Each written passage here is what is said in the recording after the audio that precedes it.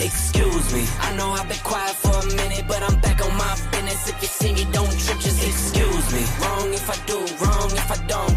That's why I do me no matter what, so excuse me. Lie if I do, lie if I don't. The proof is in the story, take a seat and excuse me. The crash came when the cash came. Spend it before you get it like those rookies all on draft day. For the love like it's match game. Hit the ground running, really do it for my last name. They act different when the facts change. I'm not with the tip for tag games. In my own league, I don't chase game. In my own league, I don't hang with lanes. I know I've been quiet for a minute. I've been grinding, still in it. I've been counting these digits. Excuse me. I know I've been quiet for a minute, but I'm back on my business. If you see me, don't trip, just excuse me. Wrong if I do, wrong if I don't. That's why I do me no matter what, so excuse me. Lie if I do, lie if I don't. The proof is in the story, take a seat and excuse me. Now how could that be? Talking about who can't be talking about me. Feeling like stretch where I got all this reach. Feeling too blessed when I step on these beats. Now how could that be? I could beat the pressure, I could beat the 2-3. Jab, jab, hook, then I duck and I weave. It was never you, it was me versus me. I know I've been quiet for a minute. I've been grinding, still in it. I've been counting these digits. Excuse me. I know I've been quiet for a minute, but I'm back on my business. If you see me, don't trip, just excuse me. Wrong if I do, wrong if I don't. That's why I do me no matter what, so excuse me. Lie if I do, lie if I don't. The proof is in the story, take a seat and excuse me. Batter up, get some. Swinging for the fences, I might leave it in the sun. Every pitch a home run. Stack a couple tickets just to leave it to my son. Take it back while I be gone. Small city kid, couldn't dream a bigger one. A marathon, never run. Check the scoreboard, how I'm feeling like I won. I know I've been quiet for a minute. I've been grinding, still in it. I've been counting these digits. Excuse me. I know I've been quiet for a minute, but I'm back on my business. If you see me, don't trip, just excuse me. Wrong if I do, wrong if I don't. That's why I do me no matter what, so excuse me. Lie if I do, lie if I don't. The proof is in the story, take a seat and excuse me.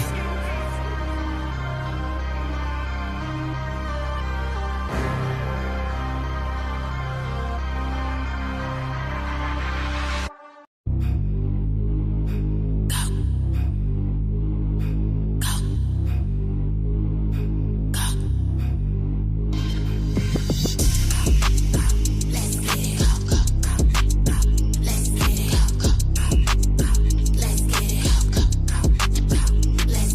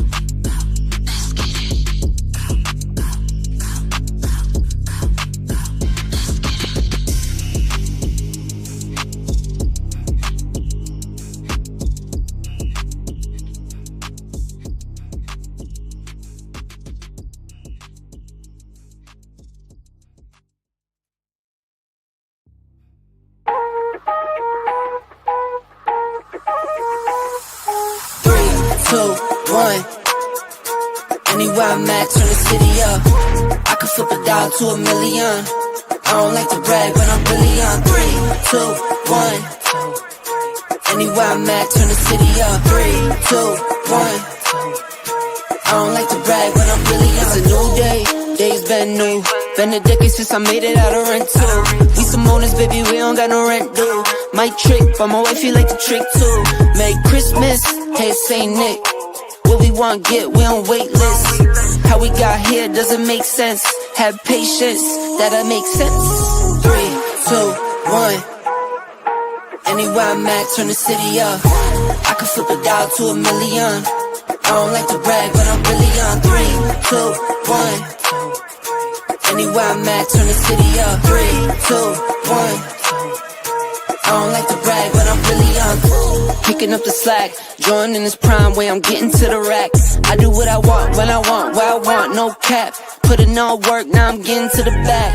25-8, I got money on my mind. Live life great, but I'm always on the grind. Navy blue tank, I don't wear it for the time. Real hustler, baby, throw my rollie in the sky. Get ready for blast off. Ball pointing cushy, so you know it's berserk. Trevor on the mix, so you know we gon' work.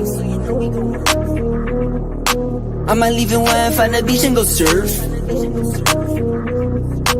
I'ma ride the wave till I'm out of this earth. 3, 2, 1. Anywhere I'm at, turn the city up. I could flip a dollar to $1 million. I don't like to brag, but I'm really on. 3, 2, 1. Anywhere I'm at, turn the city up. 3, 2, 1. I don't like to brag, but I'm really.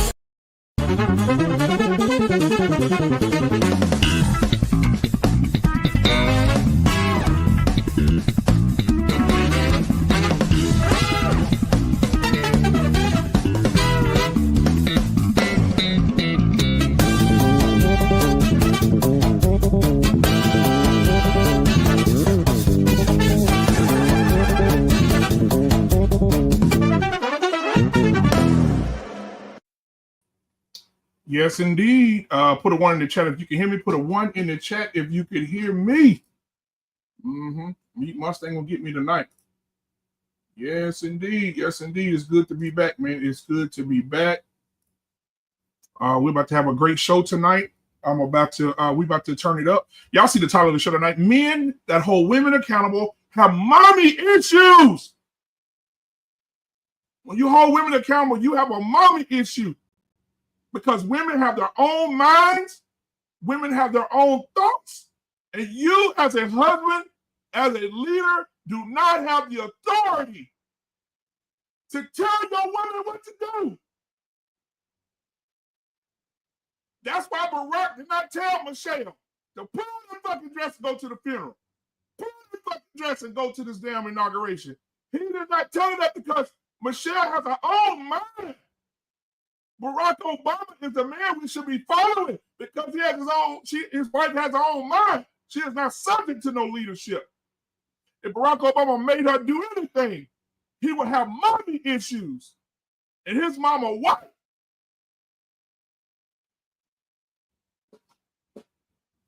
Now that we got that out the way.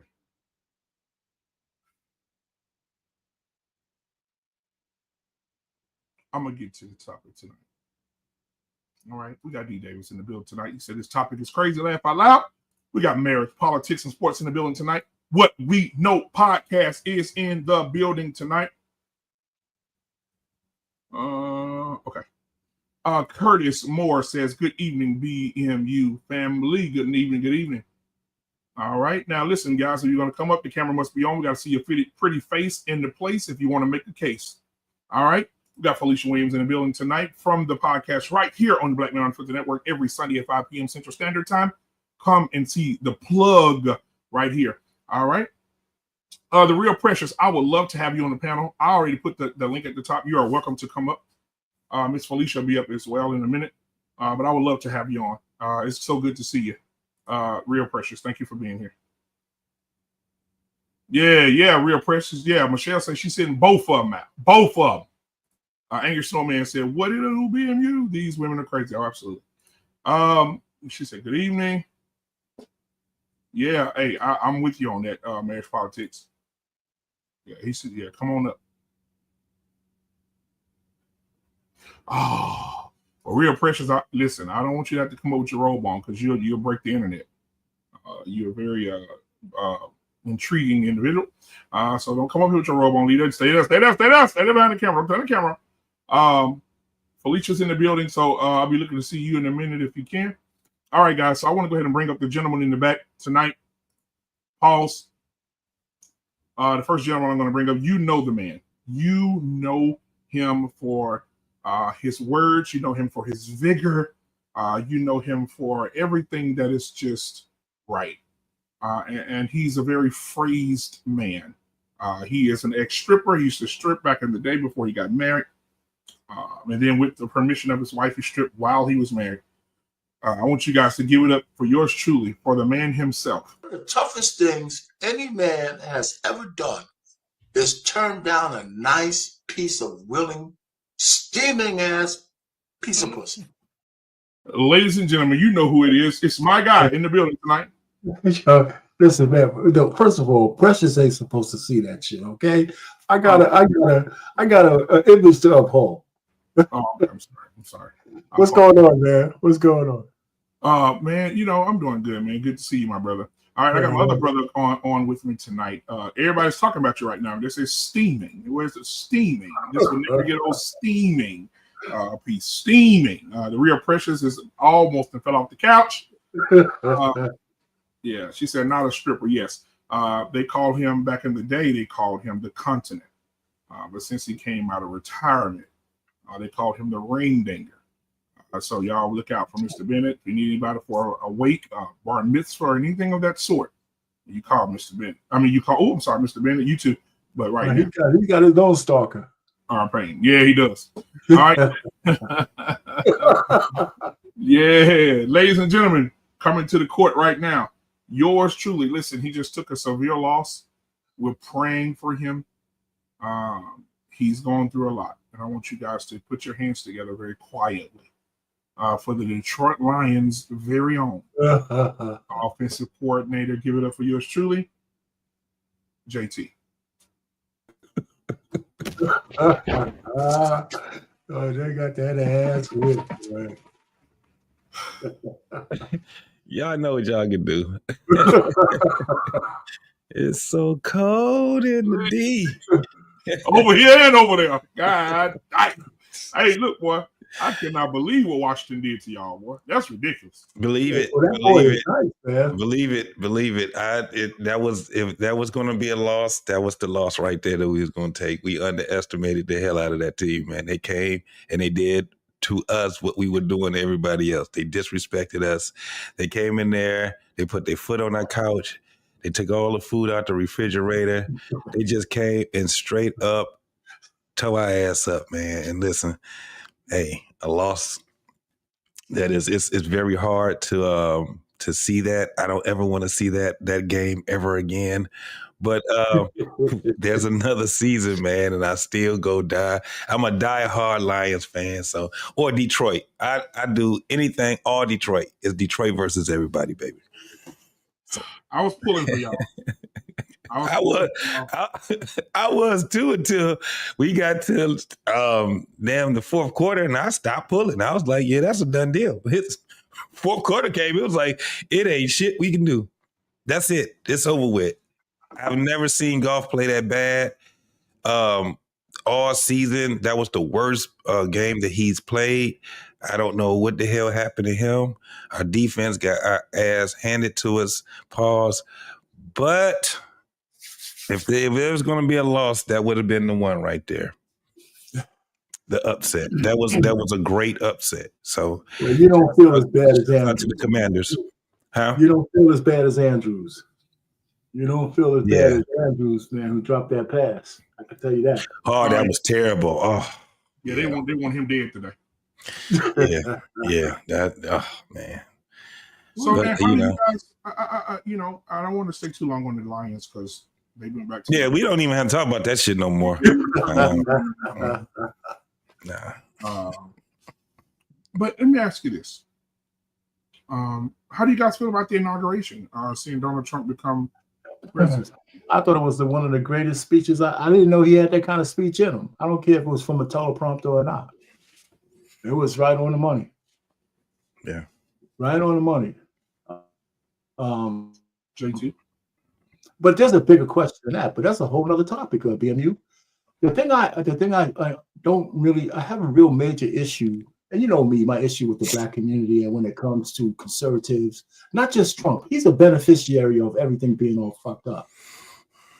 I can't understand the psychosis of black women hating that man. I'm trying to figure out what the fuck did he do to black women? What did he do other than be a man and not a pandering simp like they're so used to? What else has he done directly to black women other than let them know he won't cater to their ass and and treat them like the Democrats treat them, like, coddle them and make them feel like all cuddly and warm inside and shit. You know what I'm saying? Other than that, I can't figure it out. And then all the men who follow their women into the abyss. If you hate Trump because he's a racist, it doesn't explain how you could be so close to Biden. So I just don't get it. I really don't. I just don't, So sometimes history just has to prove some people right and some people wrong. And he's on the clock. The Republicans are on the clock. So they're going to show and prove. All right. Yeah. All right. No, it was pretty cool to see my man get down to handling business. I think we had too many years, including the first his first inauguration and his first term in, of people not paying attention. Right, they didn't pay attention to what was really happening when he was in his first term. And me personally, I'm tired of even hearing the black, white, supremacists. What else? The other buzzwords they have, racist, fascist. I'm tired of hearing all of that, because when you actually look at what these folks are doing, him and Biden, I mean, when you look at it at a political standpoint, even at a social standpoint, these are still our presidents. They're not our kings. And the way that I look at it is that who's going to be able to help the United States? Because they're servants. You know what I'm saying? That's my whole thing. They're servants, and that whole fuck Trump and Trump. What they call people so Trump supporters and stuff like that. MAGAs. Yeah, I'm not having those type of conversations with people at all. Over here on the earth, when I start hearing people talk that dumbass shit, I don't even involve myself in those type of conversations, because it tells me they don't know what the fuck they talking about. So my whole thing is, congratulations, Trump. Just like I congratulated Biden. You know what I'm saying? It is what it is. I congratulated because they're our presidents.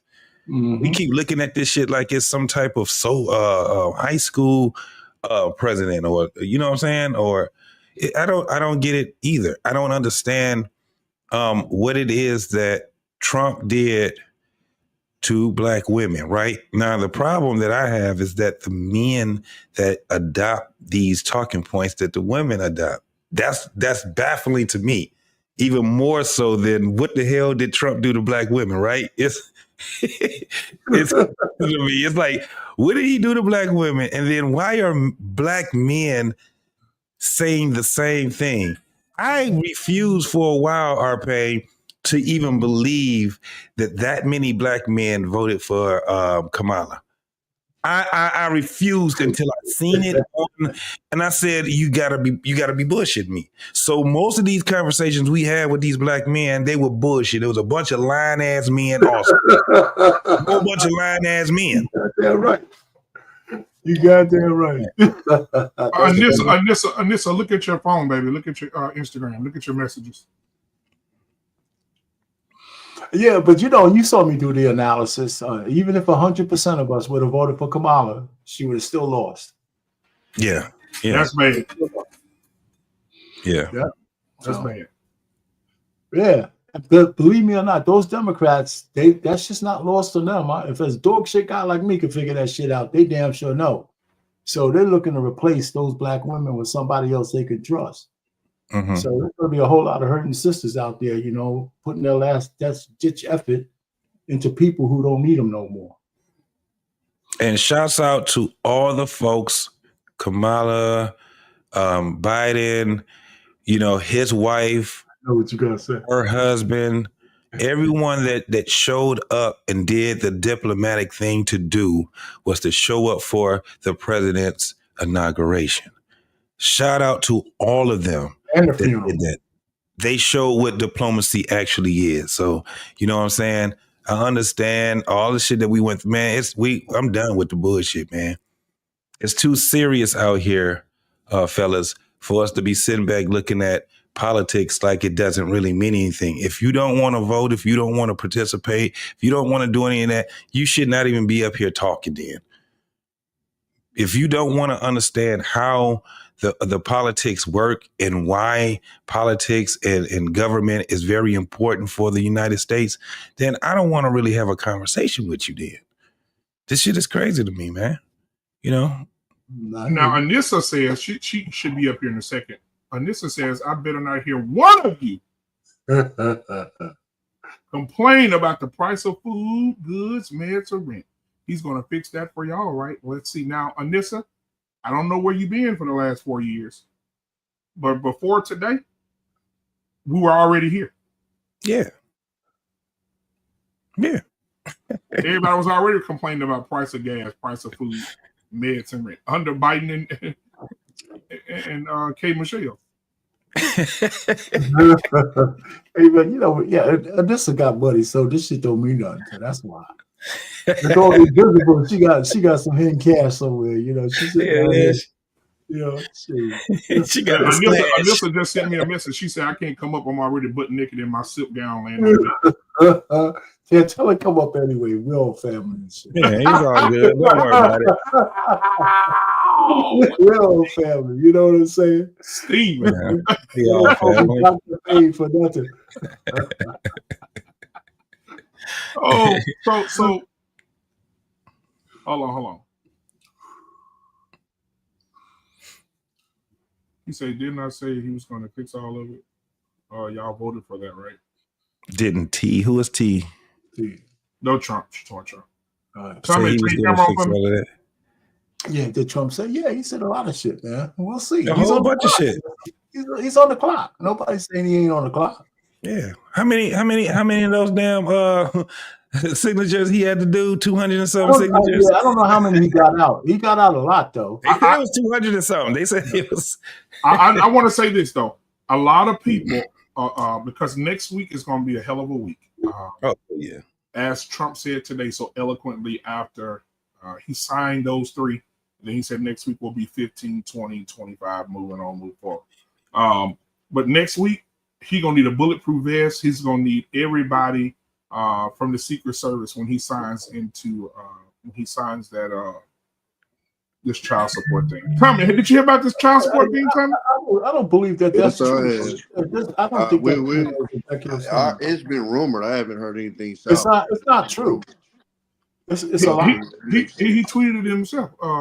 It's on his Twitter. Well, he also said he was going to drop the price of groceries and then double back and said, he has to do that. So.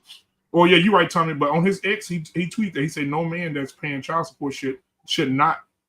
Why are they not carrying their children on taxes? He said he said it doesn't make any sense to him. It's unlawful for men to be paying paying all year long. You paying money for this child support, court-ordered child support, and then all of a sudden now she get to take on the taxes, so she double dipping. Hell no, I agree with that. I got to ask y'all a question. Yes, sir. January 6th. Yes, sir. What did y'all think about that?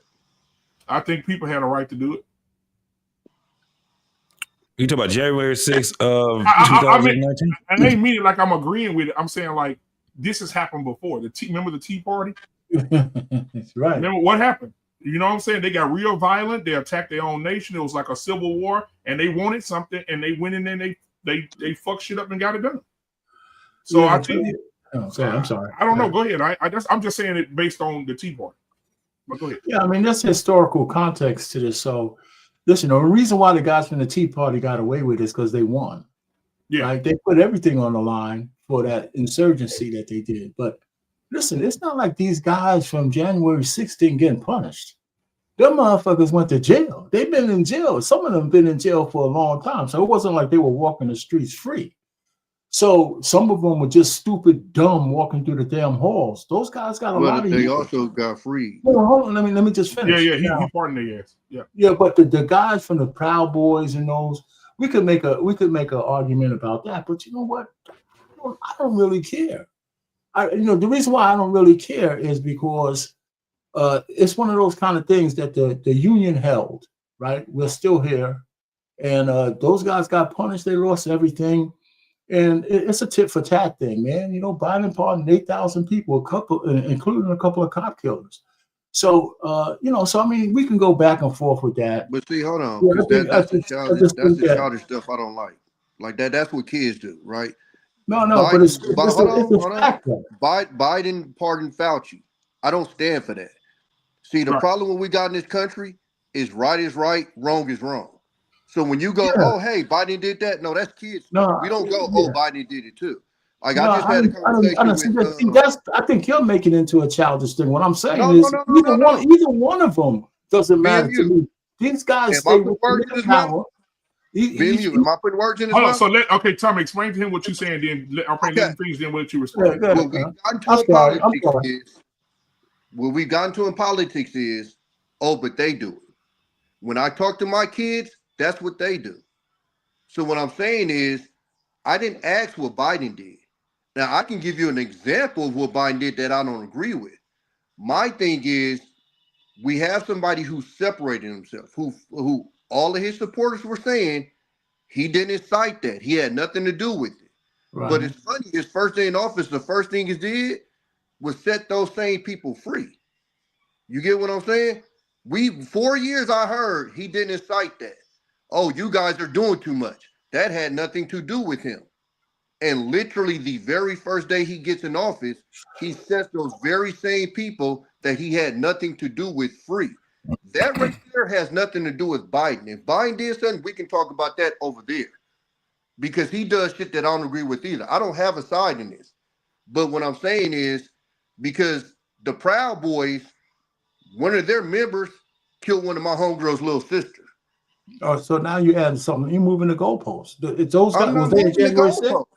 I mean, you got to land the plane somewhere. I got your point. I'm just saying this. Listen, both guys said shit, and just because we made a comparison doesn't mean it's childish. It's true. Trump, in his while he was running for office, said he was going to free these guys. It's not like he went against his word. He said he was going to pardon these people. He just didn't know how many he was going to do. So it wasn't like it was a surprise. He said, I'm a pardon these guys, and people still voted for him. That's why I said what I said. He didn't, and the reason why I made the comparison to everybody's love boy, Biden, because Biden lied to everybody about who he was going to pardon.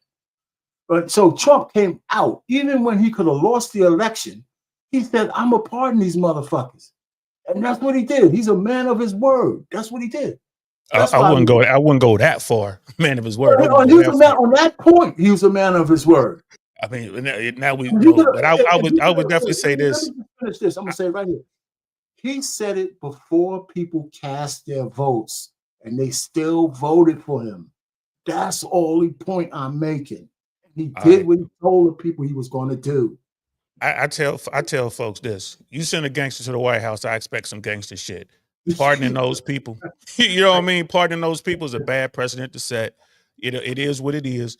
We got, if you out there applying for a job and you got a felony conviction on your record, man, you shouldn't have to tell nobody because, you got President of the United States, a convicted felon, right? And if he didn't win, that the New York, he was going to jail for sure. That the Miami case and the January 6th stuff. And here's the thing: I'm not a Trump guy. I could care less where politics is going. But I'm like Brother Tommy, man. I was like, look, what are the rules? You know what I mean? I'm former military. What are the rules of engagement? Because if you're gonna let these people go for what they did on January 6th to law enforcement and what they tried to do with insurrection, You do that in the United States military, they'll stand you against the wall, bro, and they'll put some people in front of you holding weapons, and you're done. You know what I mean? That's you know what I mean? You get executed for that. So and now he's the commander in chief. All those people work for him. Which is another problem. That brings another problem. Like, how do you give him sensitive information? Like, I mean, it just downstream is just so many problems. But having said all that, bro, as a former street dude, hey man, I gotta respect him, man. How did he do it twice? Bro? And I put that on the Democrat leadership. You know what I mean? That's what they get. That's how it works. But as far as, you know, like the last that part you said about him keeping his word, it's going to be a lot of people who are going to, you know, wind up losing their food stamps. It's going to be a lot of people who lose their government jobs. There's going to be a lot of people who are going to suffer in America due to tariffs and due to this, you know, deportation thing. It's folks out here going to be like, damn, he is doing a lot of stuff that he said, but at the same time, he's going to be hurting the very people to put him in the office. But I'm just gonna sit back and watch because, you know, I know how to move it. I know how to move in a world where there ain't no rules. You know what I mean? So if that's what we doing, I'll say something to Tommy. Hey, Tommy, man, I didn't mean to talk over you, brother. So I apologize. No, it's good. No, I'm just saying. And when I said that, it wasn't just a you thing, because again, I'm in the middle. I see this from both sides. I see people on the left talking about the people he's pardoning and act like they don't see what Biden did. And I haven't seen one Trump person say anything about him pardoning these very people that he was supposedly separating himself from. That for 4 years, I've heard people say he didn't have nothing to do with that. You don't have a brain in your head if you don't think that that dude was dog whistling, telling people to do that. And we've been saying that for 4 years, and people been saying we stupid and, oh, no, it didn't have nothing to do with him. How could you do that? It was just a tweet. And the very first day, I don't care if he's been saying it. It's the reason why he said he was going to let them people go. So for me, and then like I said, the people that he let go, because we're not even talking about just the regular civilians. I have a problem with that. I have a problem with those guys. And what's the leader of the other group who have been actively done stuff. And I just so happen to be a person that is personally affecting me personally, but these people are actively out here doing stuff. So then, in the chat, you got people comparing Biden and his family, right? I'm kind of confused. Is it right? What's that? Morally, is it right? No. I don't know anybody in here that's a parent that if they had the power to pardon their family, they wouldn't do it. Oh, yeah. If we keep it solid. So y'all throwing that out there, and I'm not talking about you on the panel, I'm talking about Avery Snowman. Throwing that out there is just dumb. Because you're going to do it too. It is what it is. Right, wrong, or different, you're going to do it too. So this is what I'm confused about. Out of all the shit that black folks talk about how racism is and how bad we were done and all the shit that they sit back and talk about that happened, how the fuck we get mad because a motherfucking group of people said we gonna go take it to the people that we need to go take it to, and they go there and they do an insurrection? I'm trying to understand, why is black people mad? Why the hell are black folks mad? We should have been did that shit, right? I'm from Oakland. We have done it. No, what we did was we had an insurrection on each other. No, the Black Panthers went up to the state capitol with guns. And it was legal to do at the time. You know why California gun laws are the way they are now? Because Republicans saw niggas with guns in the Capitol and said, oh, we can't have this. And that's how our gun laws got changed. So, Tommy, this is what I have a problem with. Wait, that ain't no joke. Hey, no. This is what I have a problem with, too. The Black Panthers everybody talked about the Black Panthers like black folks looked at them as great people. Black people didn't like them either. Anybody that stood up on anything, black people, you were troublemakers, what black folks was saying about them.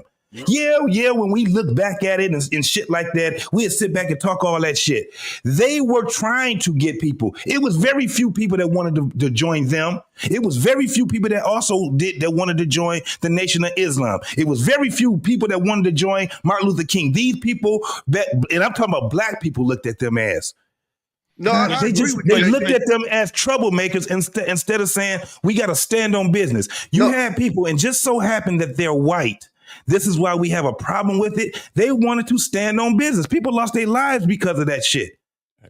It depends on which black people you're talking about, though, brother JT. Old black people and established black folks didn't like him, but the young folks did. That's why Detroit burned. That's why Cincinnati burned. That's why Philly burned. You know what I'm saying? That's why LA burned. Right? It depends on who you're talking to. Now, I get you. I hear you. But to say that black people didn't rock with them, I don't think that's 100% true. Because I know my aunties and them, my uncles and told me they was about it day one. And when they saw that, bro, Black Power was a thing. You know what I mean? Black Power was a thing on Soul Train. It was not the thing when it came down to getting in them streets. It was a thing. They wasn't standing on no. They was not standing on. They was not standing on business like people say they were. They were a small group, bro. Brother JT, hear me out. It was a thing. It was a thing in Avondale and Cincinnati back in the 60s because they burned it down. And I know it was a thing up there where you at. I've been up there where your people at, bro. I know it was a thing up there because that burned down too. It was such a thing in Philly that they came in there. Look, they murdered them boys. No, so I'm just, you know what I mean? I'm just saying. Right though, because I spoke on this before. I said we I don't want to say glamorize, but we romanticize history as if all black people was down with it. When in actuality, it was a lot of suck ass black people that's like, y'all crazy and oh my God, da da da. Again, I've heard the stories. I chopped it up. Was like it's not the way that it's painted. I agree with you, JT. But what I'm saying is, I was saying that to say that it has happened with black folks before. What I'm saying is now, if you change the color of them people that did the insurrection, I don't know if we have any same shit sign. I'm just saying. Yeah, but now that's why you have to be. Now you're doing what I did because when people start saying if those white people were black, things would be different. I mean, what I'm saying is, of course it would be different because we ain't white. The whole tone and tenor of that would be different. But they still threw those white motherfuckers in jail. They did. It's not like they walk free. They did walk. They got to finish their sentence, though. They got to finish their sentence, though, fam. That's the part that I got a problem with. They got to finish their sentence. Well, they got to finish their sentence. Otherwise, because it's open season on police. Well, hold on. Now, listen. I know you guys don't like this, but the George Floyd riots, 1,200 policemen got hurt. Nobody went to jail. 1,200 policemen. Go look it up. I ain't gonna say nobody, but I get what you're saying. So we can't just say, I mean, we could say black people and the white people and whoever they planted in those things to start some of those riots, because some of those people were plants, by the way. All right, we got to say that. Yeah, the same thing that happens in our riots. Right. Exact same thing. I'm talking about our riots. I'm talking about our riots. In George Floyd, they had a lot of plants in there, but nobody went to jail. All I'm saying is for those people who did, there were people put in jail for that. Yeah, and here's the thing, though. I guess show me the video of the people attacking the police and didn't go to jail in any riot, and then I'll go ahead and concede your point. Yeah, but the guys from January 6th did go to jail, though. They should finish their sentence. That's all I'm saying. They should finish their sentence. That's it. I don't believe so. I believe when you stand up in America, when you supposed to stand up for something, you stand up for it. I don't give a damn what anybody say. They felt that they were done wrong. They took it to the people they were supposed to. That's my whole point. They directed it at the people they were supposed to direct it to. I have no idea on why black folks are saying that is wrong. That shit crazy to me. They were standing on something. And real quick before we continue, just real quick, JT, man, I thought your boys were gonna be playing at least one more game. Supposed to be playing for a conference. I did, man. I thought y'all be playing for a conference. Hey, shout out to y'all, though, bro. I was like, damn. That shit, that was hard, but I understood that. Like I said, it was a hard loss. I'm grieving right now. Give me a pass today, bro. That's why I'm going easy on you. I'm like, he ain't mad about this conversation. He mad about the lines, bro. He ain't mad about this. Pause again. Well, y'all can start early tonight. I want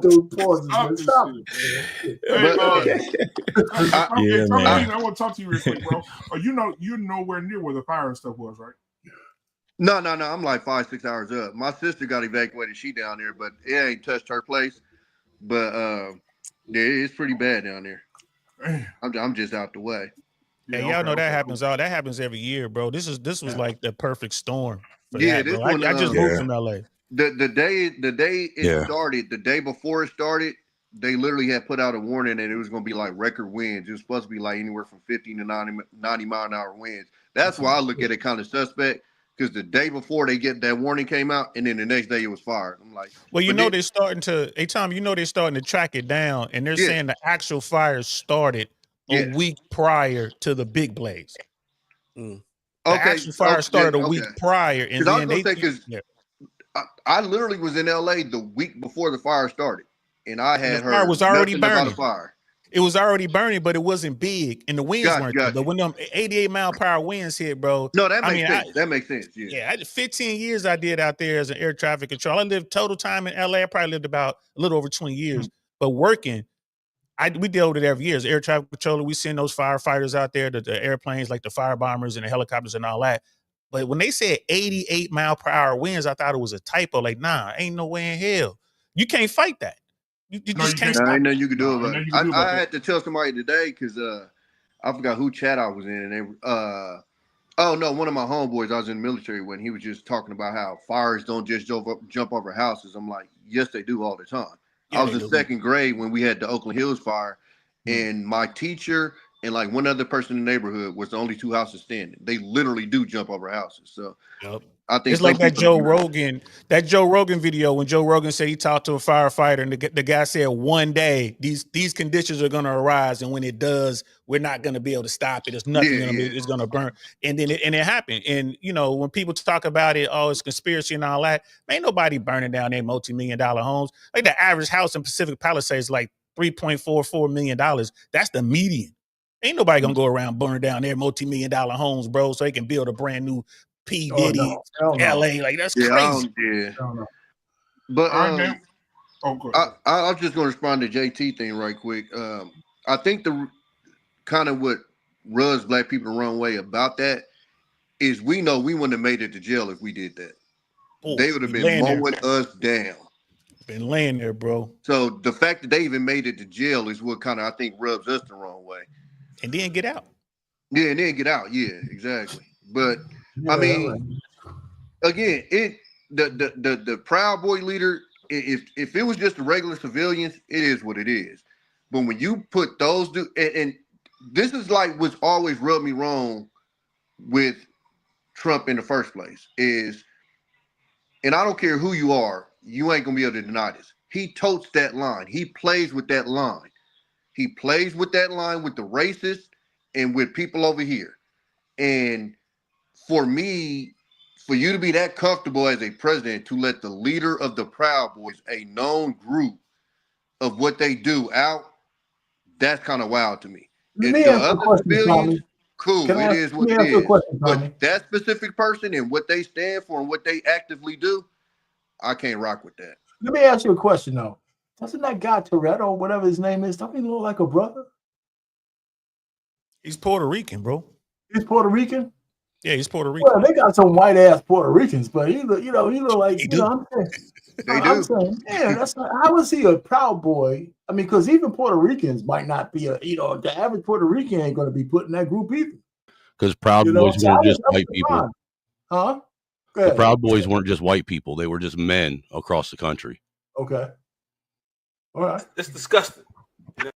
The whole group was the Oath Keepers. I keep forgetting their names. So he like the Oath Keepers guy. Yeah, JT, you done crying, boy? You done crying? You all right? Get the tears on. I'm gonna be crying preseason. I'm gonna be crying until preseason. Everybody, welcome to the show tonight, man. I appreciate you guys being here. Hit the like button, hit the subscribe button. Got a goal of 150 tonight for this live, so go ahead and still rock with it. It's scrolling at the bottom of the screen, and if you can do a super chat, is there as well. I want to go ahead and jump into the show because, as you guys can see, oh man, I got one $10 super chat already. BMU, I voted for Payne for president, and we almost won. Let them go, man. Cut them loose. Cut them loose, Payne. That's this is for Payne. I'm gonna do Payne's girl for the cat. I mean the super chat.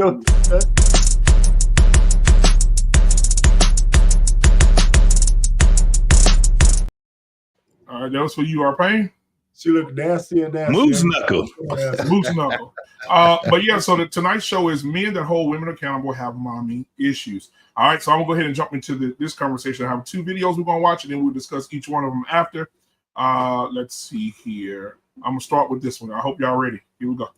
Want to do it on their own. A lot of them have to do it on their own because you have a lot of men that don't step up to the plate. I can't agree to that. You have a lot of men that are in a lot of situations. I can't agree to that. And they don't step up to be good fathers. That woman. Wait, let me finish though, Mozzie. They don't step up to be good fathers. They don't take care of the household. So she has to abort to the $2 rent to make sure that she's able to feed her kids. You have a lot of men, i.e., Vaughn, you didn't marry either one of your baby mamas. So that's a product right in itself of a broken home created by a man. So a lot of, let me finish this. What I'm saying, a lot of these women don't choose these things. They're given the cards and they play the cards right. Because at the end of the day, you have a lot of women, i.e. your mother that you just set up and say, raised you and took care of your household and made sure that she was good and took care of your responsibilities. She didn't want to do it on her own. She had to do it on her own. So maybe if a lot of men start stepping up to the plate, and I wasn't saying that I don't understand, I'm almost done. I wasn't saying that I don't understand the story of a black man because I'm black before I'm gay.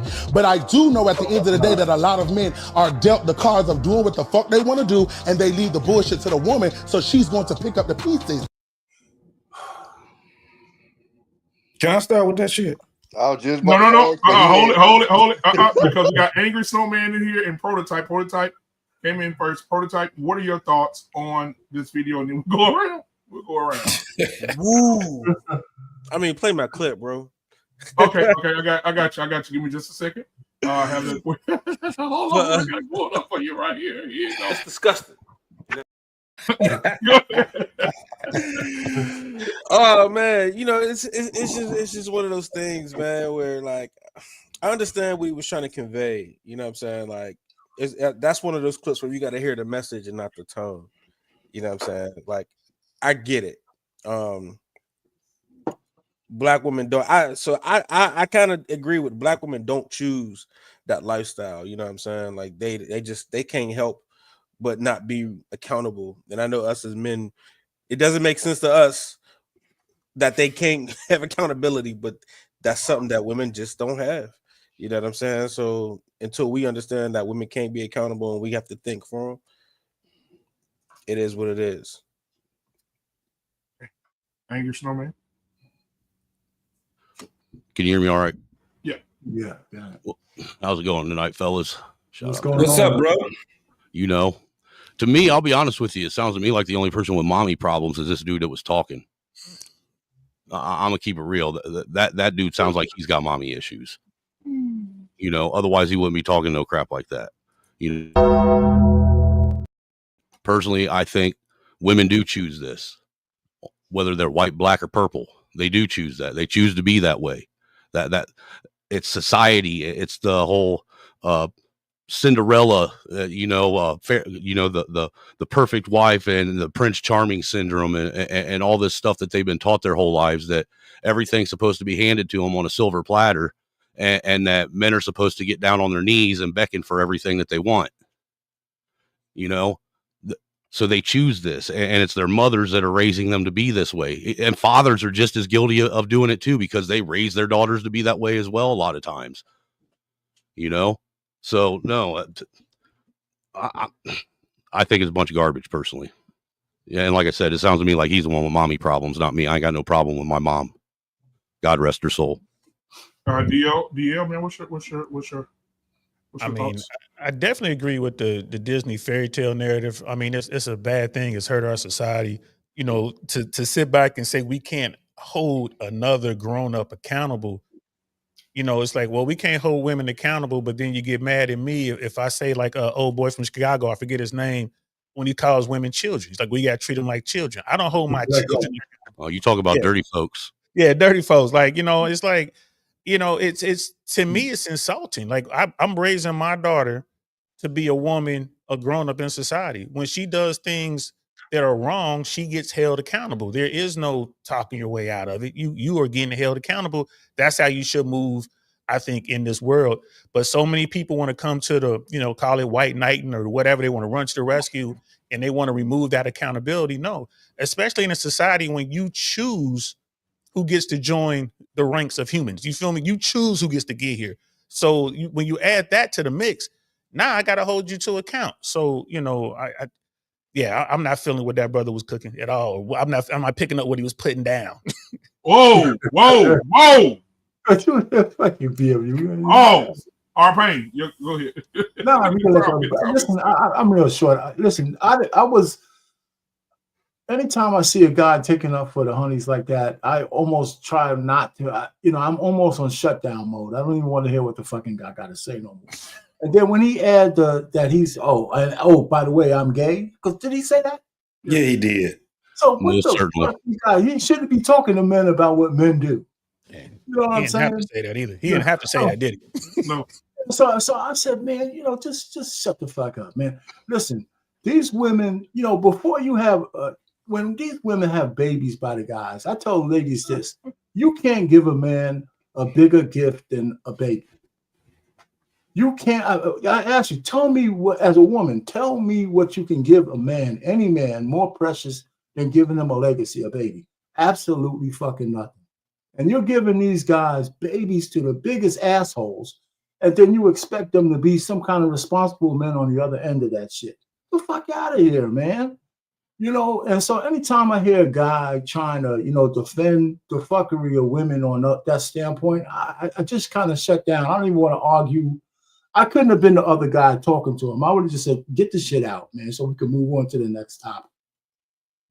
Women have to be responsible for the shit that they let happen to them. Men cannot control a woman's box. It's your box. You need to be accountable for it. If we make a baby, yeah, I'm responsible, and society makes me responsible if I have a job. They make me respond. I don't have no choice in it. I'm paying child support under threat of jail. So, but you could at least be accountable for the fucking letting me into that motherfucker, right? Because it's up to you. Because if I take it, I'm going to jail for that too.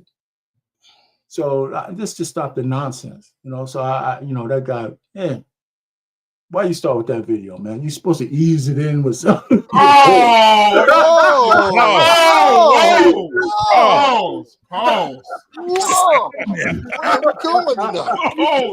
JT, what is he doing, JT? That's so you were so reckless with that one, R-Pain. Oh, man, you know what? R-Pain, he forced that one on us, didn't he? There goes another one. JT, go ahead. These dudes out of line tonight, bro. Go ahead, JT. Stop them. All right, man. Listen. First and foremost, man, I said it before. I'll land the plane. Go ahead. So this is the thing. I said it before, and I'm gonna say it again. Them damn infiltrators are not privy to have conversations with us, man. It's them dropouts. He's a fucking dropout. You can't tell me shit about being a man when you dropped out of it. You dropped out of the legions of being a man, and you gonna sit back and tell men what they gotta do and what they have to do, man. If you don't get your goof ass out of here with that, come on, bro. There's no conversation that we need to talk to with none of these damn infiltrators. They're posers, infiltrators, and liars. And he gonna sit there, and then you got those little goofy dudes sitting there having this conversation with him. First thing they should have told him is that you're not privy to have this conversation with us, bro. You can't have, this is heterosexual conversations. You go with your people and y'all have all the damn fluid conversations that you want to have with them. But you are not privy to be talking to any heterosexual man about anything heterosexual, my guy. You're out. You put yourself out there. And then sit there and then say, I'm gay, by the way. Don't nobody care about that. Don't nobody care about that. Go somewhere else. This is the thing this is why we had the problems that we have in these conversations, because we got infiltrators. You can't come here and have heterosexual conversations when you dropped out. That shit don't make any sense to me. I end it there. We can't straw man that clip. That's what everybody did. Like, we're not talking about the character of the person who said it. Talk about what he said. What he said is something that he can't say.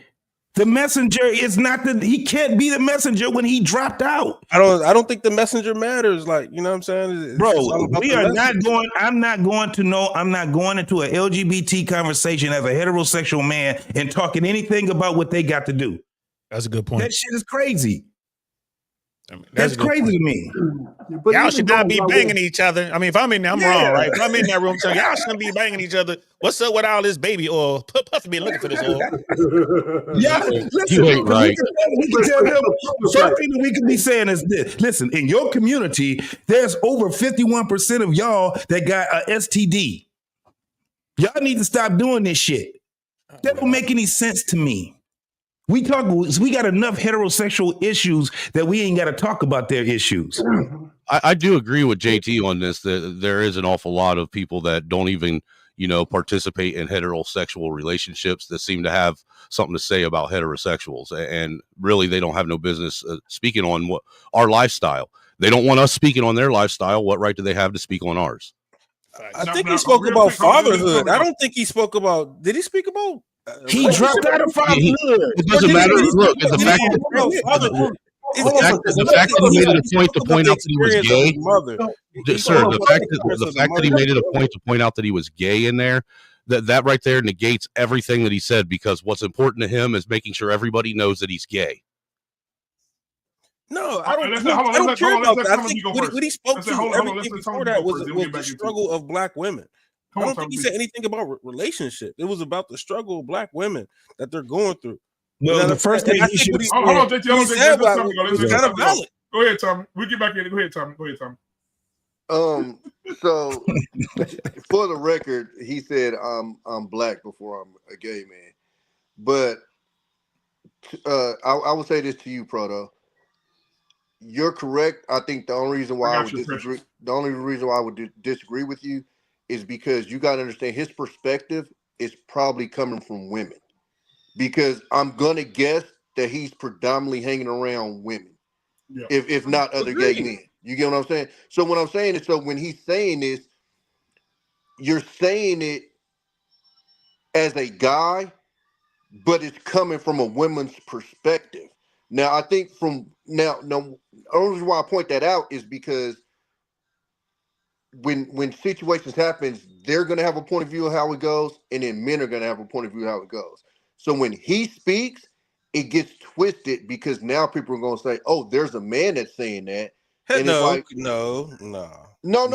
because this happens all the time. None of us are saying that. None of us are saying that. No, of course we're not saying it. What I'm saying is, if a woman saw this conversation, it would go, "Look, there's a man saying that," and then of course our retort would be, "Well, he's gay," and yada yada. But I'm saying is they would be able to use that. But do we care about what women say? No, we don't. We don't care if a woman says a gay guy saying so. We don't care about that. I'm just saying. But what I'm saying is, if the message is coming from a man, then it sounds like it's coming from our side. And what I'm saying is that's not coming from our side. There's simp dudes. There's some dudes that still will say that same message. No, I agree. But we'll just call him. Oh, he's a simp, though. Like, you know what I'm saying? Like, just because he's relaying a woman's perspective, right, from this gay voice, that don't make it invalid from her perspective. Like, you know what I'm saying? Like, who said it doesn't matter. No, but the problem is this secondhand information is my point. You're getting secondhand information from somebody who you don't know what hurt they've been through. A lot of times you ain't gonna know the actual situation, because it could be firsthand, because it's probably his mama. He's talking from a child seeing his mama go through what she went through. Now the ladies, I'm gonna get to you in a second. The ladies in the chat say they want to see the video again, so I'm gonna play it for them, so they can get perspective on what we're talking about. Here we go.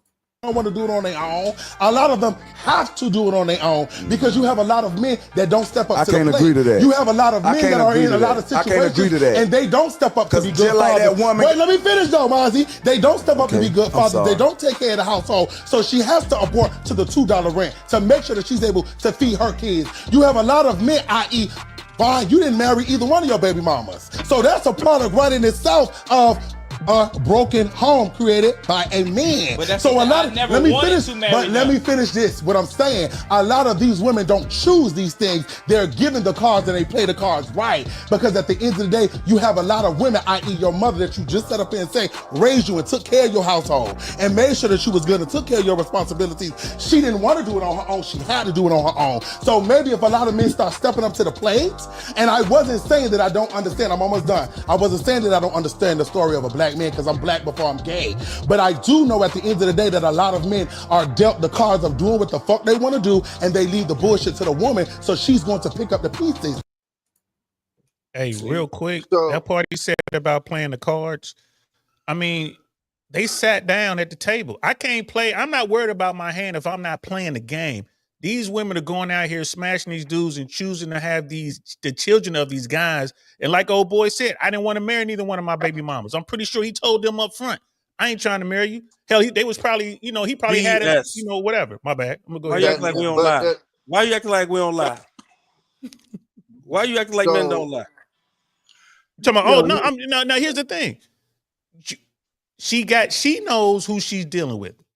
A lot of these women just don't choose the guy at their spot, right? They're gonna want to get the best they can get. I ain't mad at them. Go ahead, shoot your shot, babe. But don't have his kid. Bro. One of those women knew he had it. One of those women knew he already had a baby. So do men not lie? Like, come on now. Like, everybody lies, my brother. I ain't mad at you. Everybody lies. Everybody knows telling the truth to women is not a high success rate. Even though women be like, tell me the truth, tell me the truth, tell me the truth. It is if you a player, bro. I tell all the dudes to listen to me, don't lie. I was going to say, the truth, being able to tell the truth to women and still get what you want is a place of luxury that every man do not have. You know what I'm saying? If a man wants to get what he needs from a woman, like say he wants to get sex and that's it, he'll play the role and lie and be like, yeah, I want a relationship with you. Yeah, we're going to be together. He gets the sex, he get it a couple times and he's gone. You know what I'm saying? Well, first of all, prototype. I mean, wait a minute, though. Wait a minute, gentlemen, let me just say this. Are you saying that that's the majority of men lying to women so they can have babies? Are you saying that's the majority of black? That's not true at all, man. I'm saying most men don't got the bravado we think we got. You gotta let me finish. And a lot of us will lie. Yes, I answered it. You said, man. Let me finish. Okay, I disagree with what you're saying because the majority of black men who can be in their kids' lives are in their kids' lives. I'm not talking about being in their kids' lives. I'm talking about what we do to women who have babies for these men. You can't tell me they're sitting there stupid that this guy didn't show them signs that he's a no good fucking dude, right? So the majority of black men who have kids who want to be in their lives, who's paying child support, it's more alienation of fathers from their kids by these black women than there's men who are not wanting to step up. And we could go ahead and look up the data on that, and we could prove that most kids, because black women especially look at being single moms as a flex. They want to be in control of every fucking thing, and they make it almost insurmountable for men to have a meaningful relationship with their kids, especially the street chicks. Right? How many women do we need to say on TikTok and social media talking about this kid don't need no father? It's crazy. So for this guy, whether he's gay or not, because I agree with you on that, he is speaking as if most men are fucked up with women, and that's a lie. Brother Proto, can I ask you a question, Brother Proto? Yeah, absolutely. How many men, just making up a percentage, I'm not going to hold your feet to the fire, but how many men do you think have access to women? In other words, how many dudes you think out there fucking? 0 to 100%. How many dudes? Just make up a number. What you think? A lot. Were you saying like the vast majority? Like would you say like 80% of dudes are out here engaging with women? Like no, I'm not going to say it like that. No, I'm not saying it like that. I'm just saying for the guys who even for the 20% of guys that get yams. Okay. For the 20% of guys that get yams, 90%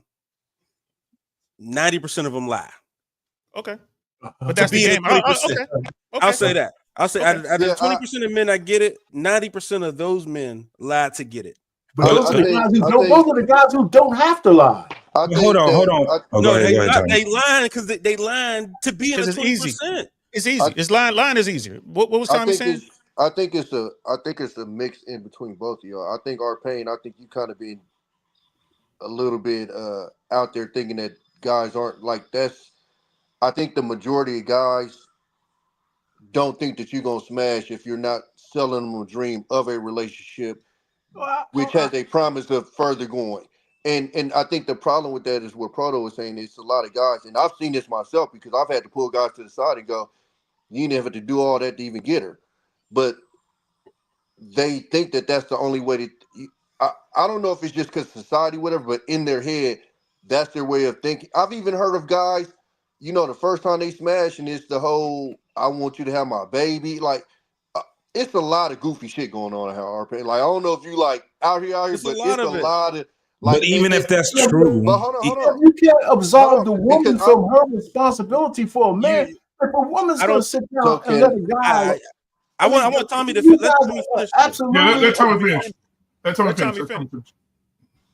So I was saying, I wasn't saying that to release the responsibility of the woman. I've had this literal conversation with a chick who called me and she was excited because she met this dude, and the first thing the nigga said was, "I want to put a baby in you." And I'm looking at her like, "Are you retarded?"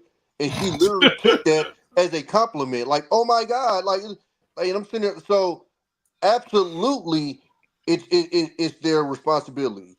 But I think you, I hate that word, disingenuous, but I think you aren't being realistic, I'll say, if you don't think that there's a group of guys out here who understand the fact that they don't necessarily have to deal with the full consequences of putting a baby in them. But I wouldn't put it as it sounds like he's making it like it's a majority, and I completely disagree with that. I think it's a minority, and I think it's what happens a lot of times when we have these discussions is people make the minority as if it is the majority. I don't think it's a majority, but I think it is a good amount of guys out here that they sticking it in, and whatever happens, they don't care because I can just bounce. I don't have to take care of the kid, yada, yada, yada type shit. So even let's say that. Let me just say this because he was. That's where I'm coming from. I didn't say no man doesn't do it. I'm just saying I think the majority of guys are not out there putting babies into women willy-nilly. Out of the 20%, maybe, but the average guy ain't getting no pussy at all. He ain't getting none. That's why I asked Brother Proto. Once he said to 20%, I'm like, I'm cool. I agree with what he's saying. Of that 20% of guys, which is a very small minority, if you're saying 99% of them motherfuckers are lying, okay. No, I say 90. I say 90%. I say 90%. Okay, there's a lot I'll of take guys either one. like if I'm in the 18th percentile, I'm barely getting yams, right? If I'm lying. So this is the thing. First and foremost, it's definitely more than that. We starting to see it in real time. You got women that are having 5 babies by 5 men that have 5 babies by 5 women. Come on, man. It's more than that 20% that we talking about. It's a lot of people fucking. It's not no 20%. That's a lot the numbers are big though. When you do the math, I mean, it's the women want the top dudes. It's the vast majority of guys out here are not fucking. I mean, it's true. They get 5 top dudes for 5 babies. Well, something else that you're not taking That into don't make any sense. Something else we're not. Filthy motherfucker. I can see if it was one dude and he's getting all these women and they all have 1 or 2 children. These women be having anywhere from 3 to 6 kids by 3 to 6 men. JT, you know that shit lame as fuck. Bro, you know what I'll say to you? You probably don't know 60% of the men not getting no yams. Yeah, you don't interact with them. You ain't in your circle. They're invisible to you, bro. They're invisible to you because your squad, you and the people you surround yourself with is in the 20%. So you thinking like, oh, more people's getting it. You don't even interact with them. So you probably, Angry was going to say about. You probably are right about not being in the vicinity of the younger guys. But what I can tell you right now is here in the atmosphere, Everywhere we go, it's being televised. You have a bunch of women that have a bunch of babies by a bunch of men. Not one. 4x4s. This is where the 4x4s, 3x3, 5x5s. This is where that's coming from. So those numbers don't sound like they're true. They're not having a child and you got 20 women having one child apiece by one dude. That's not how that shit looks. Yeah, but none of those guys are Quasimodo. If I can. None of those fucking guys are Quasimodo, though. Just say Quasi, man. Get out of here. Let Angry go, though. None of motherfuckers are Quasi, man. Go ahead, Let Angry. Angry go. There's another factor to this that a lot of us are overlooking, though, too, is if you look at the younger generation of adults that are coming up, they've actually done interviews and studies with them. And a lot of these young women, when asked if they want to get married and when they have kids, if they're going to want to marry the father of their child, they all say no. And the reason why they are all saying no is because if they marry them, then they won't get child support. There's a generation of young adults that think that child support is part and parcel as part of raising a child now. It's baked into the culture now. Mm-hmm. Yeah, and I would also say too, like even like when we grew up, when like my sister and them saw celebrities on TV, that was their husband. These days, it's their baby daddy. Hey, Like, I'm gonna show my age. Hey, Tommy, you might not you close to my age, right? I think we about the same age. But remember when we was in middle school, what was the girls doing if they like you? They was practicing spelling your last name, right? They'd be like their first name and spelling your last name. Yep. But it's like what Angry is name. saying. Yeah, and what Angry is saying is true. Now it's like, well, I'm gonna find a dude who makes a lot of money, have his baby, and get that baked in societal money. That's a great point. So you literally have women that are literally actively making this conscious decision to be this single mother and live this lifestyle.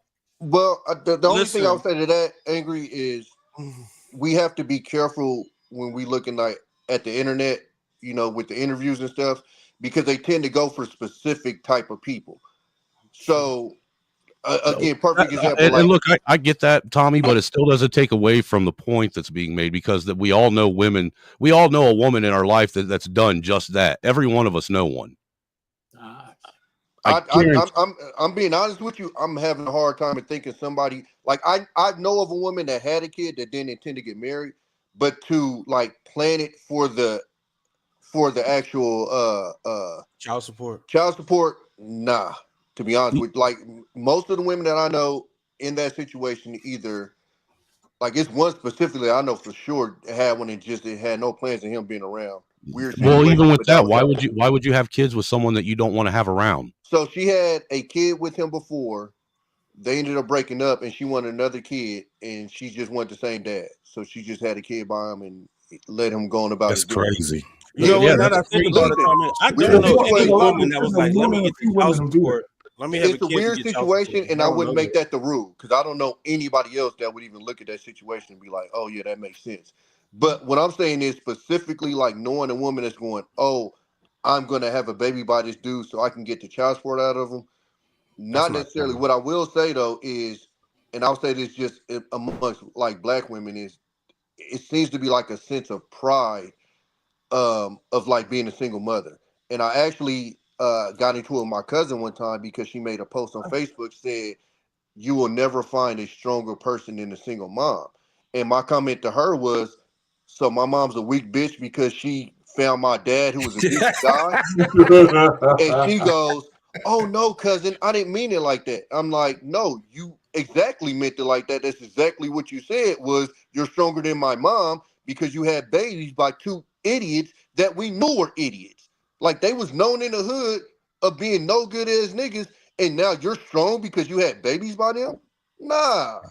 So there is this kind of, it's almost like women have and again, I don't want to say all, you know what I'm saying? Of course, we'll never mean all, but it's like this weird thing that's going on, and I don't know if it's just the younger generation or whatever, where it's almost like you're looked at as higher if you do it by yourself type shit. Word. Well, I think it's just become normalized, man. When most of these younger adults that are coming up all come from broken families, and that's all they've seen their whole life, they think that's normal. Hey, prototype handsome. Hold on, prototype handsome. You want to say? Go ahead, prototype. Then you can hop in. I don't know. I lost that point. Keep going, fellas. It's not just the poor women. It's like bitches like Ebony K. Williams who champions that kind of shit too. You know, there's a lot. She gotta be a bitch. Well, I mean, I only call her that, man, because that's what she is. You know, I mean, you know. Hey, Ebony, hey, I don't know, dude. Ebony, don't be mad at me when you see me, because I do know her, man. I've seen enough of the shit that she talks about, and she should know a little bit better. I mean, she says a lot of shit that I don't think she should say. But women don't know better. Y'all keep trying to hold these women accountable, man. What do you mean women don't know better? It's not in a woman to really to know better. Like if a man hasn't taught her, she don't know. You know what I'm saying? Well, that's not the society we live in. We live in a society where women are expected to be equal to men. So if you want to be seen equal to men, how are you going? You don't get to use that excuse. I don't know no better because a man didn't teach. But they don't. They don't. Why are we using that excuse for them then? We live in the same society that, you know what I'm saying? I say dudes could go in girls' bathrooms, like, you know what I'm saying? They don't know no better. So regardless of the society we live in, the fact is women don't know any better. And until we get that in our head and move accountantly, you know what I'm saying? It ain't gonna work. Hey, look, sisters in the chat, ladies in the chat, we need some input. Ladies in the chat, we need some input on this. Sam, I damn near kind of agree, because think about this, right? Women have this saying, I can do bad all by myself. Right, and if you look at the numbers, you almost, forget the numbers. Last time I checked, 2 people doing it together is a lot easier than 1 person doing it by themselves. Right. But you have this notion of I can do bad all by myself. It's insane, but they'll literally recite that time after time as if that's logical. And it makes no sense. This will always be easier if 2 people are involved. So I don't know if it's an ego thing that makes them think that or say that, or if it's like what Proto said, they just don't know no better. I think it's a power trip. But the mere fact, and mind you, that's not a new saying. That's the saying that goes before my came around. The modern woman doesn't want to answer to the typical man. Even rich, if a woman gets a rich, let's put it. I'll use Ebony K. Williams. I didn't want to call her a bitch. The reason why she didn't get married, too late, is because she does not want a man at her level or higher, because she knows that he wouldn't take her shit. So she can't be the woman king, right? If I was, she makes like maybe a few million a year. If she married a man of $3-4 million a year, he's not sitting down here wanting to hear a fucking yap. Just lay down and let me get some ass, right? And she ain't used to that, right? But there's a flaw. There's a flaw to that theory. There's a flaw to that theory. She wants to be in charge. They want to be in charge. I'm halfway there with you. I'm halfway there with you. Wants to be in charge. Here's the thing. I'm halfway there with you. Yeah, she wants to be in charge, but hypergamy dictates that she gets a guy who makes as much as her or more, someone who's better than she is. So the both can't exist at the same time. So either she gets right. So either she gets the guy that is the true the dog, or she has to settle. I mean, we hear that all the time, right? So again, it all boils down to accountability. She has to make a choice. But this is the thing.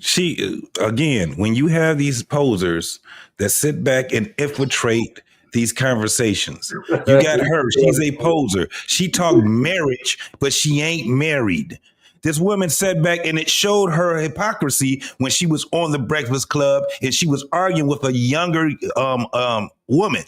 And the younger woman and her, they both were wrong. Both of them loud and wrong.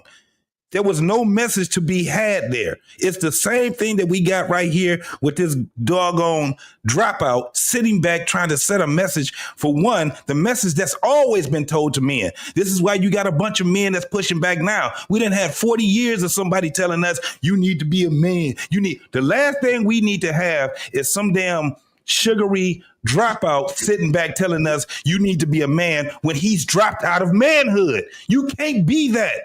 Yeah, I don't care who it is. He didn't say we had to be men. He just said, listen to what he said again. He said the women, listen to what he said about women. He said they don't choose to do it. They have to do it. If he wanted to set the message, he should have said, listen, men, you need to be in your son's life or they're going to turn out like me. That's a fact. That is a fact. No, but he did. He's fired. That's disgusting. Women are not choosing the lifestyle, bro. But like, I had a discussion with this girl I was in the military with. She was dogging her baby daddy out and this, that, and the other. And I told her, I said, I met that dude once. Nothing about this nigga said good man. Nothing about this nigga said future good daddy. You were with the man and had sex with him, and you couldn't pick that up. And I met him one time. The one time I met him was freshly kicked out the Navy, living on his cousin's couch selling weed. That's who you had sex with and thought was going to be a great dad. And was he still in his 20s? Say that again. Was he at least still in his 20s? That way it's acceptable to a certain degree. Yeah. We were young. No, you're right. Yeah, we was young back. But as a woman, if I'm looking at that, I'm kind of, again, that's why I'm kind of with Proto. Like, maybe they don't know, because I'm like, how do you look at that and go, yeah, they're still a dad right there. They're sheep. And they don't have a shepherd. Like, you know what I mean? Black women are 85% single parent homes. Like, you know what I'm saying? So they don't have a shepherd to keep the wolves away. So the wolves just come. Do they want a shepherd? Do they want a shepherd? Yeah, I think women are opportunistic. I'm talking about a daddy. It ain't about it. They don't have a daddy to vet men that come into their lives. You know what I'm saying? So there's no shepherd to keep dog to keep the wolves away. So when the wolves come around, the wolves just eat. And the sheep, they can't do nothing about it. They're sheep. Are you saying that all these women don't know their dads? I'm saying that women are sheep. Because they could take a man to their dads, and let their dad meet them. I don't understand what you're saying here. Well, let me jump in. I'm saying women are terrible at vetting men, and they need other men around to vet men. They were terrible. I've never heard a man. We judge each other. I'm gonna judge you, every man on this panel, based. If I knew you guys, I'm gonna judge you all off of your discipline and your integrity. That's what I'm gonna judge every single one of you on. I've never heard of women say, "I want a man with discipline and integrity." I've never heard. That's the thing is, I want a man that's loyal. I think men and women vet for two entirely different things. Men vet for viability and for someone that they think they can build with. Women vet for opportunity. That's all he's saying is a man that vets for his daughter, though. He understands exactly what his daughter needs. She's terrible at it. That's what he's saying. Well, that's because women are vetting for something entirely different. They're opportunistic. No. They're still bad at vetting men. I hear what Angry is saying. They're vetting for different things. He's right. I agree with 100% what he's saying, and I agree with what you guys are saying. What you guys are saying is true as well. It's two different things. I got a 16-year-old. My daughter is beautiful, absolutely beautiful. She's tall. She's always been the highest percentile for height. I'm 6 feet. She's damn near as tall as me, but she's a band nerd. And she got her dad in her ear constantly. So when she comes up to me after she done spent the weekend with her mom, she'll come back and tell me about dudes trying to holler at her, this or that, right? So she had some young boy had to give him props. I'm like, this little motherfucker came up to you and actually tried to holler at you. He got your text, got your number and everything. So I get on her phone and I'm sending dude a text. Why? Because as a man, he needs to know, this young dude, that there is a man attached to this girl. And if I fuck up, somebody might be looking for me. Somebody's going to come hold you accountable. Fuck around if you want to, but somebody might be looking for me. And guess what? He just floated away. Why? Because that's a wolf looking for the easy kill to brother. To Period. what was saying. There it is. But to Angry's point, women vet for different shit. He's right. He's 100% correct. And they do it terribly. That's what the prototype was saying. They're terrible at it because they don't know what they want. Well, if you look at they don't know what's good for them. I wouldn't say they don't know what they want. They don't know there you go. Yeah. Well, I'm just saying. I gotta ask DL a question. Hold on. I want to hear. Hold on, real quick, Payne. What was you saying, Angry? I was just going to say, if you're looking at the fact that me personally, I think they're opportunistic and they're actually vetting to find resources. I think they do it perfectly because every single woman gets the resources that she wants and needs. That's a lie. Nah, no, she don't. No, she don't. They do they do because if they don't get it from the man, then they get it from the state. You know what happened with a whole bunch. You know what happened with a whole bunch of women that sit there and vet for resources? They don't have protection. That's why their cars be messed up. That's why they be in all kind of different types of situations because they got to do what they got to do now because they went for what they want and not the things that they need. They're terrible at it. But they still get protection from the state. This is the thing. This is what's been knocked out. Have y'all been to the projects? Who wants to live in the It's cell? it's a bunch of brick. Hold on, prototype. I said it. When if you deal with somebody that comes from the project, they smell like weed, Hennessy, bad decisions. Apartment. But real quick, and then I'll answer Brother Payne's question. He's going to ask me a question, but real quick, to Angry's point, they're getting the play is especially if you're in the hood, the play is to get a baby, right? Even if dude's a knucklehead, he don't have any money, but you can qualify for a cool spot, a spot you couldn't buy on your own. So you did get the provisioning, right? You did hit the lick, right? That might be the best in her mind. That's the best that she can do. Now, if you got a woman in the suburbs like my daughter, she's going to be looking at somebody who's in 7-figure land because that's the play. That's to come up for her if that's all she's looking for. But my daughter has a man who's going to help her find a dude. Like you might want to leave that 7-figure dude alone because this is what he's going to do. So, but to Angry's point, she still hit the lick. She still got the provisioning. She still leveled up coming out the hood. Right. Yeah, no. The only question I have for you, when you said he disappeared with the text, I think most men would disappear when you had a shotgun emoji and a couple of shit that you probably told. I was just a regular conversation. It was better than that because we real dudes. We from a different world. I don't need no fucking emoji. You can read from my text like I'm letting you know without telling you because I don't need no motherfucking evidence out there. I'm a serious minded motherfucker. If it's time for me to go do something, you ain't gonna know it was me. Yeah, I ain't gonna be out there leaving them. I'll keep it real. I didn't talk to a woman with a daddy until I was ready to be a shepherd. Every woman I dealt with before my wife, I was. Why'd you? Let me ask you 2 questions to follow up on that. Why did you do that, and how did you even find that path? Because when I was young, I was a knucklehead, bro. I was just I was just banging it giggity over here, bro. What you mean? How did I find it? Like I said, that's where we grow up at. Women don't have. You know what I'm saying? How did you? Because most motherfuckers from the hood don't have that mentality. So how did you find that path? Like, how did you? Like, I'm what you said. Like, you looking for something. I really wasn't looking for shit. One of my homeboys was, but he grew up in a different world. He grew up, you know what I'm saying, in a nice neighborhood. So I just find that I've never heard that come from somebody. I mean, finding a girl with a daddy, I lucked up. Like, oh, you got a daddy, and it wasn't. I didn't accept that until I was ready to be a husband. But before that, you know what I'm saying? If I knew I was just on the smash and grab, oh, you got a daddy, I'm out. Just like you said. Like you sent a text to the little boy, and he's like, oh, I ain't dealing with that. She got somebody who's gonna come see me. So I'm not dealing with that until I was ready to be a husband and like have to go talk to the dad and do all that. I ain't do that. I ain't do that garbage before I was 25. I was just in and out of there. I talked to a mom. Private chat, BMU. You know what I'm saying? I was smooth over a mom. That's easy work. But when she got a dad in play, he gonna see my BS.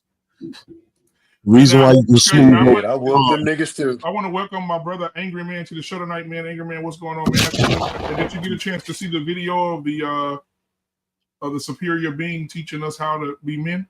Oh, here we go. Oh, you'll love this. A lot of them have to do it on their own because you have a lot of men that don't step up to the plate. I can't agree to that. You have a lot of men that are in a lot of situations. I can't agree to that. And they don't step up to be good fathers. Wait, let me finish though, Mozzie. They don't step up to be good fathers. They don't take care of the household. So she has to abort to the $2 rent to make sure that she's able to feed her kids. You have a lot of men, i.e., why you didn't marry either one of your baby mamas. So that's a product right in itself of a broken home created by a man. So a lot of, let me finish this. What I'm saying, a lot of these women don't choose these things. They're given the cards and they play the cards right. Because at the end of the day, you have a lot of women, i.e. your mother that you just set up here and say, raised you and took care of your household and made sure that she was good and took care of your responsibilities. She didn't want to do it on her own. She had to do it on her own. So maybe if a lot of men start stepping up to the plate, and I wasn't saying that I don't understand, I'm almost done. I wasn't saying that I don't understand the story of a black man because I'm black before I'm gay.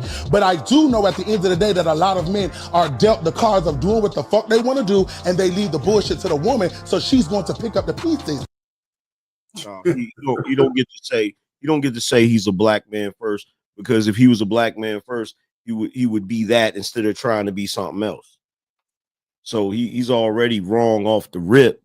And to act like women don't choose their situations is the most ridiculous thing in the world. Nobody made them open their legs and let a dude skeet in them raw. Nobody made them do that. And it's like, oh, well, she had to go get the $2 rent. No, she didn't have to go get the $2 rent. My wife, when she was younger, She was supposed to marry this dude. He didn't marry or whatever. She was stuck with kids. She didn't go get $2 rent. She took her ass to work because she ain't lazy. You feel what I'm saying? So these excuses that these niggas love to make for black women on a regular basis, they're tired, they're old, and they're stinking. And what I'm trying to figure out is why is it when they do shit like that, we never get to say they bashing black men? We never get to say that. We never get to say, yo, why are you attacking black men? Why is you like nowadays, whenever a dude see a black woman do something goofy, the first thing they say, and I'm not trying to turn this into a black woman thing. Why not? You turn everything into a black man thing. It's ridiculous. And the fact, like, I wouldn't even be able to sit there and listen to him, like, educate me on black manhood and masculinity. Like, Negro, you confused. Why am I supposed to take any legitimate thought from you when you're confused? Come on, man. Facts. Like, that nigga's, he didn't call himself a black. He said he was black. He never claimed to being a man. What he said doesn't matter. What he said and who he is don't matter. It does matter. It matters. Him being gay has nothing to do with what he said. It does have something to do with it when he talking about heterosexual. He's talking about heterosexual issues, bro. He's not. He is talking about black issues. Absolutely. Let me ask you a question. Bro. If you was having a conversation with a white guy, right? And he was giving you some advice about something, and in the conversation, he just happens to slip in there that, you know, later on, I gotta, I can't stay here too long. I got a Klan rally to go to. Yeah, I can only be here for about 10 minutes. You still gonna be like, yo, man, what he's saying is legitimate. It ain't got nothing to do with his lifestyle or none of that. Saying? What he say? What he said? What are we talking about, right? Black people need to unite. He said, niggas, if that Klan member told me how he made $1 million, he said niggas ain't shit. If he's rich and he told me, yeah, this is what I did to get rich, blah blah blah. This to make this play, make that play, and then be like, oh, by the way, I'm about to go to this Klan meeting. Appreciate it, bro. You know what I'm saying? Hold on. Let me ask some questions. Let me ask you a question, Proto. Let me ask you a question, right? Do you believe in the old saying, you got to see a man to be a man? I never heard that saying. Never heard that before? No, I ain't never heard that saying. Okay. I've heard it. So here's the thing. There's an old saying that you have to see a man to be a man. And the reason why is because it's just like James Baldwin said. He said that children rarely ever listen to their elders, but they've never failed to mimic them, right? So when you're looking at people and how they operate and how they live their lives, it most certainly plays into what they're saying to you. Like a guy that is, you know, on that side of the fence that dates other guys, how is he going to talk to you about your experience as a man dealing with women in a relationship? He didn't. Right. Your experiences are entirely different. He didn't say anything. He spoke. I took what he said as a black boy watching his mom go through whatever she went through. That's what I heard. No, he told that dude. He said he pointed him out. He said you had two. No, you had two baby mamas and you didn't marry them. That's a fact. But wait a minute. But here's the problem, nigga. You can't have a baby mama because you keep putting your shit in somebody's. It don't matter. Buddy had 2 kids. He didn't marry. He ain't even got to go there. That's foul play. We ain't even got to go there. We can take it back to this because you're in a paradox when you talk about that. You cannot point to the dudes that don't want to take responsibility as men and say it's the men's fault when those dudes were raised by women. Women raised them to be like that. And if they don't take responsibility, if at some point in their adulthood, they don't make the active decision to say, you know what, the way I was brought up was wrong. I'm going to change what I'm doing. It isn't until then that you can really sit back and say, okay, you know what? Cool. You doing what you're supposed to do. But to sit back and pretend that these dudes are not operating the way they're operating because of how they what they saw their mama do. Mm-hmm. Okay, how you supposed to grow up to be a man that marries a woman and your damn mama don't got no damn husband. I'm not disagreeing. I think we're making the same point though. I think the problem though, Proto, is somebody like got something in the Somebody got background. something playing in the background. right? Yeah. I'm pretty That's me, I'm sure sorry. that when she's talking to her kids, she's not breaking down the fact that she met this nigga on her cousin's couch, freshly kicked out the Navy, selling weed. She's just feeding her kids how she's the victim in the situation. She's not talking about the part where this is the dude that I picked to have sex with and let finish in me and produce you. That's why I said when you're talking from a point of view of even like what you just said, you saw your mama go through it. The problem with that is your mama ain't gonna break down all the semantics of the situation. She's gonna break it down like most women do to make herself the victim in the situation. So you're not even getting the full truth. So now you're coming out with an opinion based off a fairy tale. Yeah. Facts, but she can't do but it. that's why we're saying that. But he's saying you can't even have an opinion because you're not coming from a pure perspective.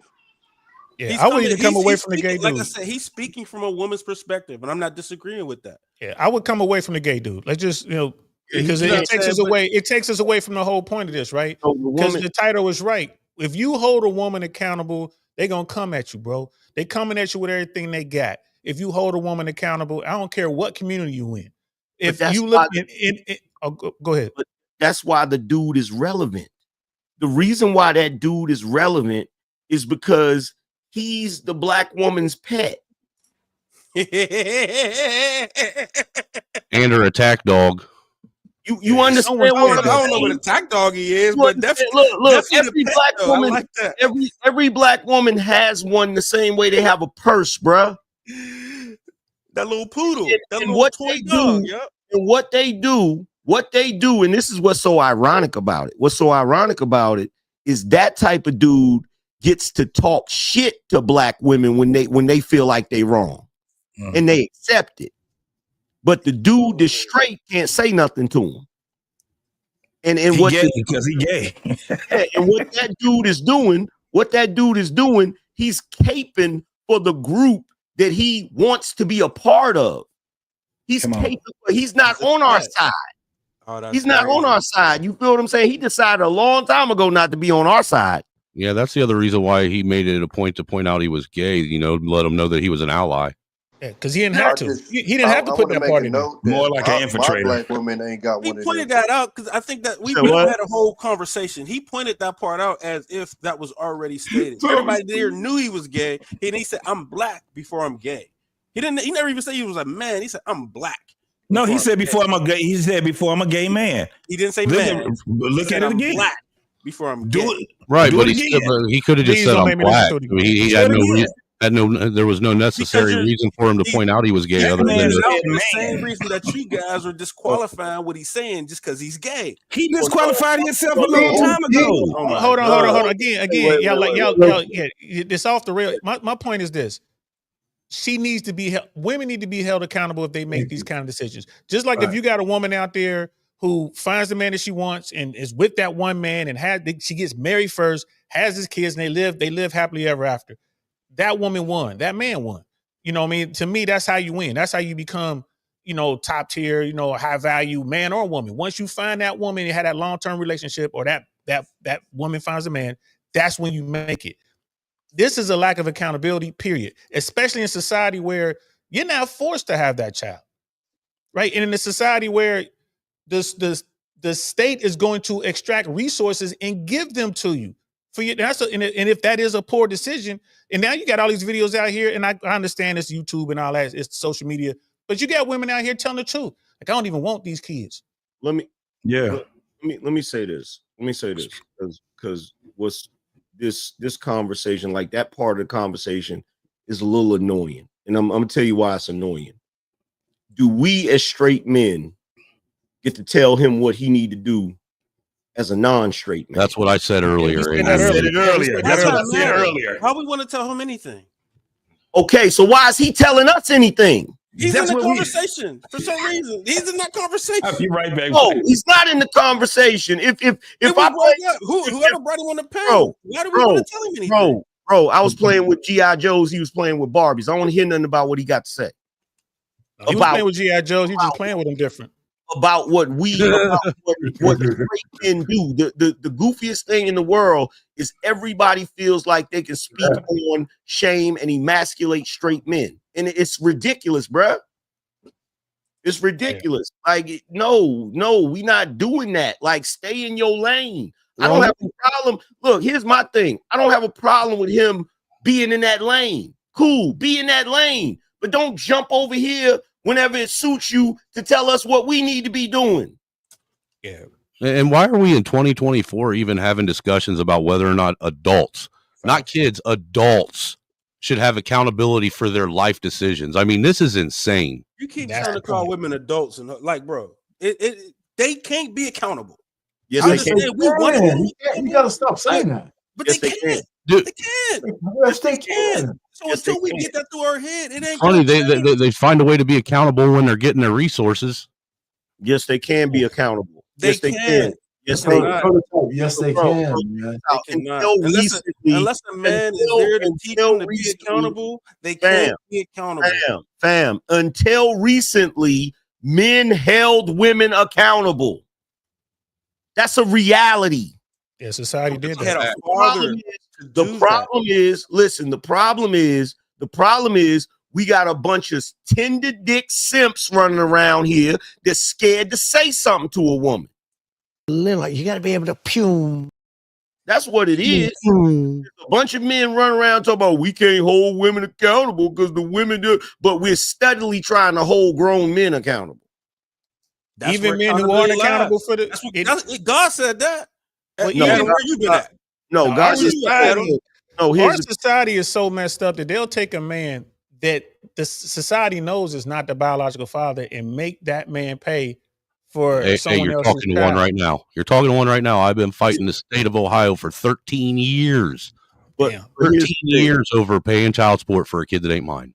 And here's the thing. they know he's not mine. Here's the So thing. but real quick, if I could just finish real quick, the thing is this: that woman knew what she was doing. That baby came from her, and she knew who put the baby in there. And we're not even going to hold her accountable for that, right? That's a felony right there, bro. I mean, the seed came from you. no, See, it's like, yeah, okay, Your Honor. It came from me. Can we do a quick DNA test just to verify that? Because I don't believe so. And then what's the other side going to do? Fight you so you can't do that?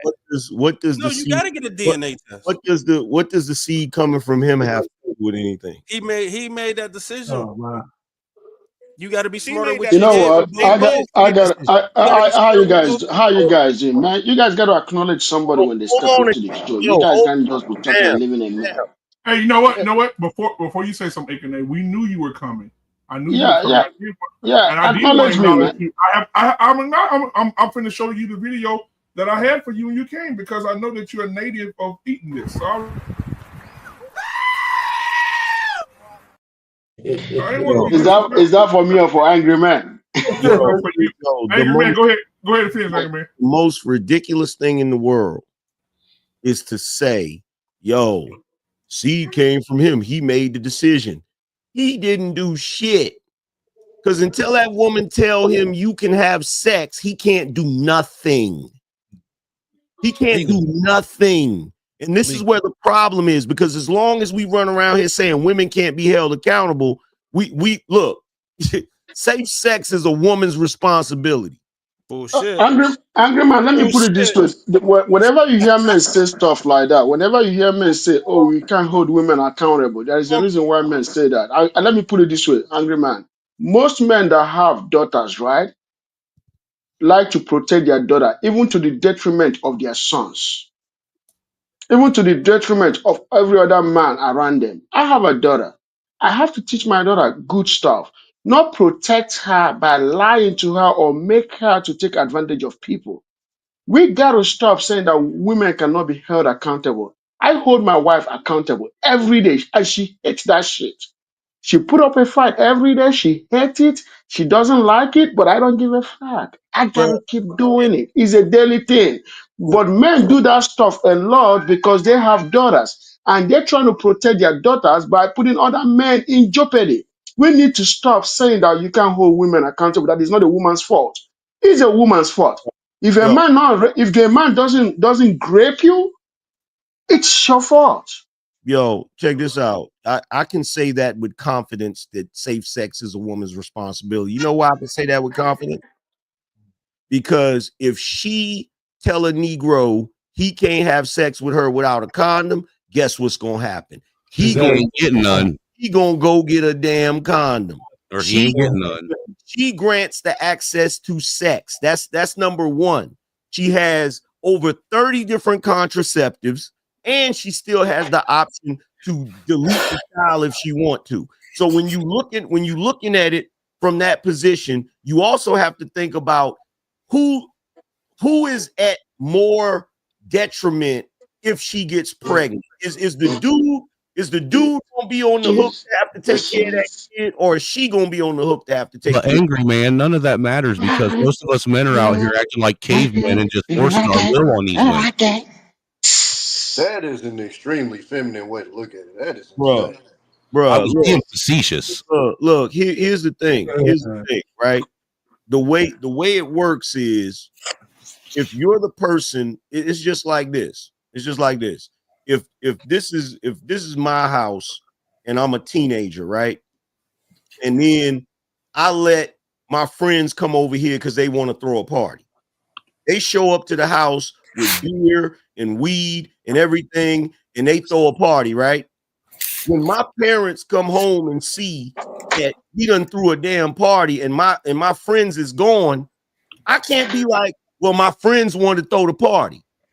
My parents gonna be like, but you live here. Why would you allow them to come in here? You're the one that's gonna be held accountable for it.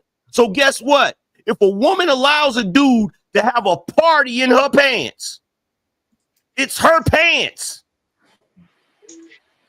So imagine my son coming to me and going, damn, Pops, I got this chick pregnant. I go, damn, bro, why you ain't use the condom? And he go, she said I ain't have to. And I go, oh, okay. Because look, here's the thing. And I get you, Tommy B. Here's the thing. That is stupid on his part. But the point that I'm trying to make is that he wouldn't even be able to have sex with her if she, one, didn't permit him to, and two, told him he better have a condom. No, 100% agree. But to say that it's only a woman, like I get what you're saying as far as like I didn't say only outlook. But what I'm saying is because we had this discussion when they had when they reversed the Roe v. Wade, I think it was, and the men were, this is, and I'm like, the simple way of not ending up in this situation is don't go in raw. That's the simplest way to not end up in it at all, period, point blank. Me as a man, what I can control to not end up in a situation where a chick wants to get rid of my seed is to not go in raw, period. It ends there. Okay, and we get that. We gotta listen. It's a false equivalency, though, Tommy. I mean, that's what you're saying. Most men, listen. If you're a guy who regularly gets sex, you're gonna have a little bit more discernment. When a man has been pining for a chick and he finally gets a chance to get some ass, and he don't got no condom, that motherfucker's sticking his dick in there, and he ain't thinking about the consequences like you might. If that happens, he going to prison, homie. Let me finish. It's still her responsibility to let him in if he's raw. If a woman gives you a warrant order and says, Mama, you can't have this pussy without a condom, you can't have it. That shit's true in the courtroom, and it's true in the fucking bedroom. And we gotta stop taking that agency away from women, man. Just please.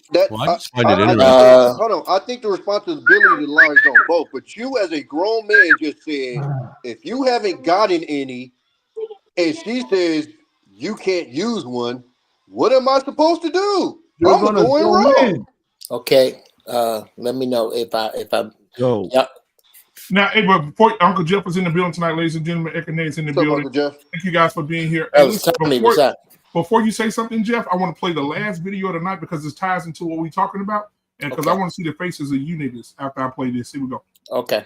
Here go y'all sister from another mister right here. Much of an unpopular opinion, I don't care. Y'all know that.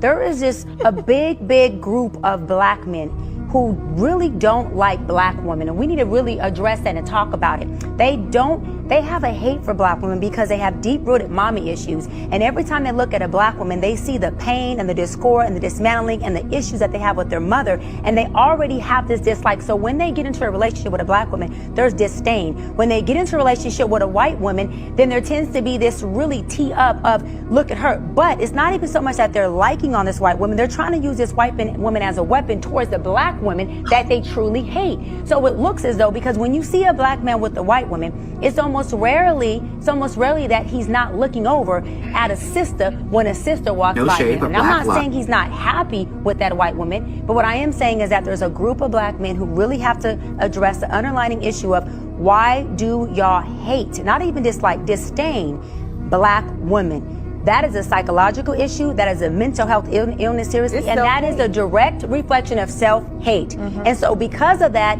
you can't grow. And let me say this, for y'all who got a problem with us and for y'all who seem to hate us, we don't want you anyway. So please stay way over there, wherever they are. They could be white, Latina, Cat. She need to shut the hell up and go somewhere and sit down because she don't know what the hell she talking. You know what? About as confused as that homo that was talking in the first video. That's like somebody saying that a black man only has issues with racist white men because they have authority issues. That's the equivalent of that. Angry man. Hold on, let's get Uncle Jeff first. Go ahead, Uncle Jeff. Hey everybody, first off, dope ass panel, dope ass subject. One, the first thing that comes to mind is black women have dear black women, you have very, very valid concerns about what you have to say about black men. You are right. Many of us have mommy issues. You are right. Many of us don't like you. Here's your problem.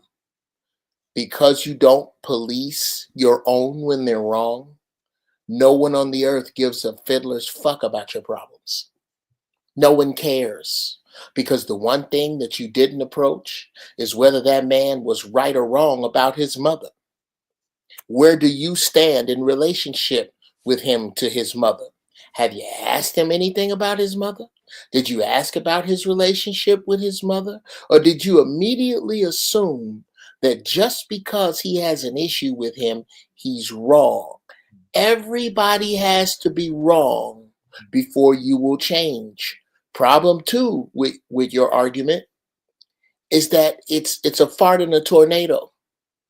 You outnumber us by 2 million. That's the answer to everything you have to say.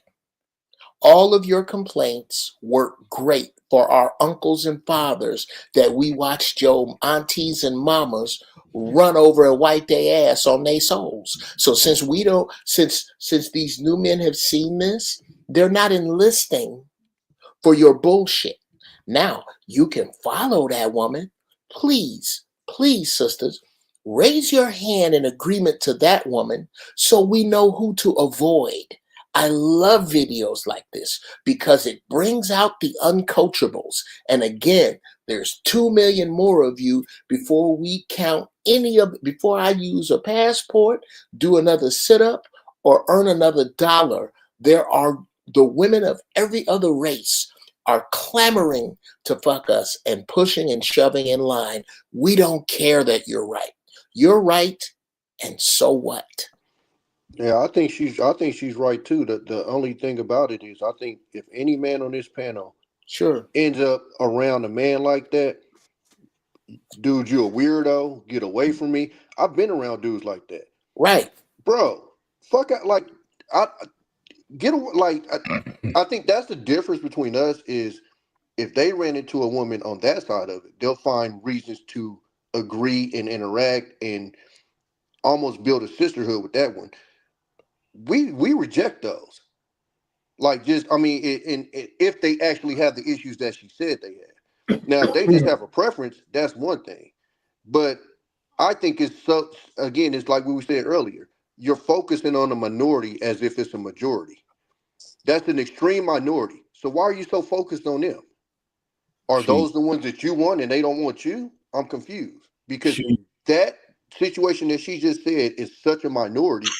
I don't even understand why it's even being brought up. I don't give a fuck. Trying to figure out why y'all giving validity to this woman. She's not correct. She don't know what she's talking about. She's actually projecting. She's the one that don't like black men. I was just about to say that. She's the one that don't like black men. Like you about to go off. That's the whole reason. That's the whole reason why she got a girlfriend. Oh, bingo! And the only time she want a black man is if she sees him with a white woman. She don't like black men. Now, if she would have said, a lot of these black men have black women issues, I'd have said she's 100% correct. Black men don't have mommy issues. They have black woman issues. And the reason why I say that is because most black women who are mothers aren't mothering their children. They're black womening their children. I'm gonna need you to repeat that, sir. Most of these black women who are mothers are not mothering their children. They're black womaning their children. Jesus Christ. That's why they expect their sons to take the place of the nigga they couldn't keep. And that's why they expect their daughters to take care of their household and raise the siblings and be mothers that they're supposed to be. Facts. Ouch. And again, the yellow, pink, and blue elephant in the room again is these damn LGBTs that dropped out of heterosexual relationships. Got the audacity to talk about heterosexual relationships. Yeah, JT, I'm not even. I don't even She's another one, ain't she? She's another one. She's another one. You gonna talk about a man that wants a woman just because she ain't the same damn hue and color, and he's a problem? No, you the problem. Yeah, because guess what? You want the woman. You don't want the man. Guess what, JT? You had that same problem with Prince Ella Clark, right? Absolutely. This is what you notice about the women that actually are able to get men, the women that are actually able to get the men that they want, you don't see them online. You don't hear nothing from them. You don't hear nothing from them. Yeah, they on social media. They happy. They quiet. They chilling somewhere. They chilling somewhere. They won. They chilling. They don't care about this. What's going on down here with these ankle biters, man? They don't care. So yeah, I can see what you're saying. You see this a lot. Again, this is just social media. It's a very, very small microcosm of what's going on. The average woman out there, man, that I know, grown ups, they been with they dude, they got their family, man, they happy as they can be. But the boss babes that I know, man, a lot of them are real bitter, bro. They are real bitter. And it's like you can't compete, baby. You cannot compete because the guys that you won't get to choose, and they don't want to handle that. Again, consequences of their choices early on in life, they don't want to deal with it. Because they was raising that under that everybody gets a trophy shit. I grew up in the 70s, bro. First, second, and third, that was it, man. Gold, silver, bronze. Outside of that, man, don't bring that shit home. Participation award. Now we only had first. Let me ask you fellas this. Let me ask you fellas this, just to reaffirm the statement that I made. How many times have you in your youth been in a relationship with a black woman and you get into a disagreement and she's arguing with you, going back and forth with you, and it feel like the same damn argument your mama have with you? Yeah. Big time. You're going to come away from that, bro. You ain't got to deal with that shit. There's a lot of dudes, especially guys who've done the work, man. I'm not going to deal with that. I'm not going to do it. Yeah, and I don't have to do bad by myself. I don't have to get my passport, but I can. I could go do what I want to do. I'm a fucking man. And when I'm ready, I'll get what I want. And these sisters don't realize that, bro. Yeah, and the crazy thing, like me, I got a different circumstance. I was raised by my grandmother, and my grandmother mothered me. You understand what I'm saying? She didn't do those things that they do nowadays. Like, she didn't emasculate me. She didn't, do the thing. She didn't baby you, right? She didn't baby me either. You feel what I'm saying? Because whenever my father or my uncles came around and they told me, get out here and help me build this, or get out here and help me, or they told me to do something, she didn't interfere with that. You feel what I'm saying? Whatever they told me to do, I had to do it. Yeah. You understand? I couldn't go running to her and then she rescued me from them and all of that goofy stuff. You feel what I'm saying? But it's different when you're raised by a black woman that was born in the 1920s. That's a whole different thing. You feel what I'm saying? Absolutely. So nowadays, and that's part of the reason why it's so easy for me to spot the goofiness, because I saw what a black woman is before all of this goofy shit. Mm-hmm. You feel what I'm saying? Before all of this foolishness, right? Like for instance, we got a thing we call you ever go to somebody's house, you knock on the door, and first thing you ask, like if you at a house and there's women in the house or whatever, and they in the room with the door closed, you knock on the door, first thing you say, are you decent? Yep. Mm-hmm. Right? Yes. These women don't even understand that. They get on live streams with their bonnet on. Yep. In their night clothes and stuff. You're not decent. You're not supposed to be in front of everybody when you're not decent. When you walk around with kids half naked and shit. Okay. Yeah. Hold on. Let's define decent. Decent is not just not in your drawers. Decent is, are you presentable to the world in a way that dignifies you or not? And there are two words that are missing: pleasant and classy. Classy. Yeah. How many of you, when you put your clothes on, those of you who take most of your pictures in social media ass first, how many of you, when you put your clothes on, can say to yourselves, I look, I feel, I am classy? Just classy. Not extravagant, not gaudy, not expensive, classy. That word's gone, bro. And now I want to say this. This is for you, Angry Man. Yeah, and for that comment, because you know he in here for me, right? For that comment, I don't think Angry Snowman was talking about black women in particular. I think he was just talking about women in general. Yes. And just for that, I do let black men come on my channel and talk about anything they want, anytime they want, whether it be white women, black women, or purple women. I don't give a shit. I don't give a fuck. I'm trying to figure out who are we embarrassing to, because it can't be to you. You embarrassing for putting that damn shit on them. These so-called pro-black motherfuckers be killing me, bro. They be killing me with this shit. You can't say nothing about society because you white. You ain't black. Well, okay. That's the same argument about the gay dude.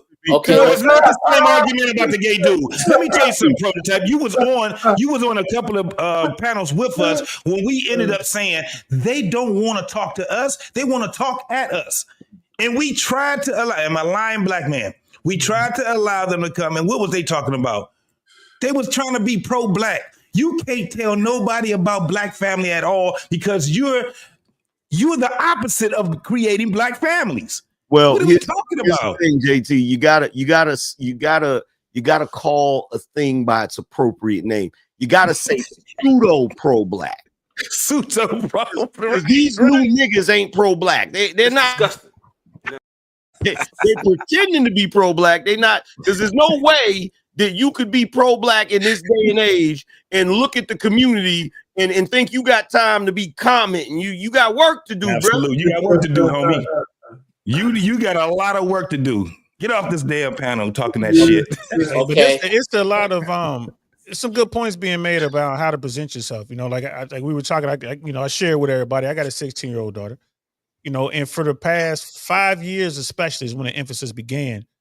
I would point out to her what's appropriate, what's not appropriate, because I want to raise my daughter to be elegant. Now, right now, she's just, a cute band nerd, but she's a beautiful young woman, and it is what it is. She's cursed with beauty, but I need to get her prepared. Now, there are women out there who have no problem letting these young girls, these, teens or whatever, preteens, whatever, go outside looking a certain way. And that was a no-no in our community. You can't go outside with something super tight or go online and with your bonnet and all that shit It's not being taught. I think someone was saying that here, like men were normally the gatekeepers of that. I don't want my daughter going out there looking like she about to go jump on the pole. That's my job to keep her off the pole. It's my job to keep my son out of prison. But we don't have that anymore. And it's again, no accountability. If you bring this up to a woman, she gets mad. Who are you to tell me how to dress my daughter? Like, I'm a man and I know what's out here, but you don't want to listen to me and you're mad at me and I'm supposed to hate you. Don't sound like I'm hating you. I'm trying to show you love, sister. I'm trying to show you how to move and you don't want to listen to me. So who hates who? So does it go back to what Prototype was saying? They don't know no better. They do know better, bro. They know better. They just choose not to. Being defiant is not the same thing as not knowing any better. They're being defiant. Well, we going from generation to generation though. We can come back all the way 5 generations, bro. We can go, 5 decades of a bunch of bullshit when they on their own. They don't have a man. They don't. So I'm not saying that I 100% agree, but he does have a point. They keep showing you they don't know. They keep showing you. Wait. Hold on. Here's the problem with your logic, right? There's only one problem with it. Let's say, for argument's sake, that they don't know no better, right? Once a man tells them better, guess what? Now you know. Defiant part. It depends on what man. It depends on what man. Because are you? So now we're gonna like, let's be real. I don't know who plays sports here. Does the goalpost got wheels on it or something? Listen, no. That shit around, man. I'm not taking advice from a coach that hasn't made it further than me. You understand what I'm saying? So if my coach, if a coach is trying to tell me how to go to the next level and he ain't never been to college, I can't listen to you. So your advice isn't valid. Like, you know what I'm saying? Your manager can't tell you how to do your job if he ain't never did your job. I'm not with you on that one, That's not always true. That's not always true. Yeah, I'm not with you on that one, brother. That's not always true. If your manager never did how can somebody tell you how to do a job? The coach scenario, people can set you up to take the right path to get where you need to go without actually doing the job. What not to do. The coach who didn't succeed can say, listen, I tried all of this shit. I could tell you not to do that because it don't work. I can at least tell you not to do that. Right. But I can't tell you what to do when you get there. I don't know if anybody surpassed their parents. You know what I'm saying? But I have, and I got to a point where like I couldn't even ask my parents for advice because they ain't never been here. So if a woman don't have anybody to respect to tell them advice, if just random dudes is coming at them like, hey, do this, do that, blah blah blah. But you're not listening to anybody off the street. But the problem with that, here's the problem with that, and I feel your pain on the asking parents advice. I found myself in situations I can't go to any of the men in my family because they haven't gotten to that level. So I get you on that. But the problem is when you're in a position where you're not doing things properly or you're not getting the results that you need to get, you got to listen to somebody. And the problem with them is they don't want to listen to nobody. That's the problem. You don't want to listen to accept it. Yep. They don't even want to listen to their inner what they call it? Intuition. They don't even listen to their intuition. Gentlemen, I fear, gentlemen, that we are commiserating over a problem that is about to take care of itself. In what way? Okay. First off, with what is on the horizon, what is here, the foolishness that equals the people in our community that we don't like is going to be eaten alive by what is next. If you do not have a skill that has less than 2 syllables, to exclude electrician, plumber, carpenter, welder, there you go, welder, pipe fitter. If you don't have one of them, bruh, if you are the assistant director to the executive of the whatever, you cooked. You cooked. And in that cooking is going to be the foolishness that I don't listen. That you about to see a whole bunch of Lot's wife. How come I can't stand over here? Bump up. You about to see a bunch of that. You mean Villains assault everywhere. Okay. Are you talking about professional chair sitters? Oh yeah, brother. No, here's what you finna see. It's going to take. It is going to take the the removal or them seeing the removal. And y'all know I ain't no Bible bumper, but I dare you right now to go to Isaiah 4 right now. And you looking at right now. You got about 18 months before whatever is left from these scallywags is going to be begging to have a man.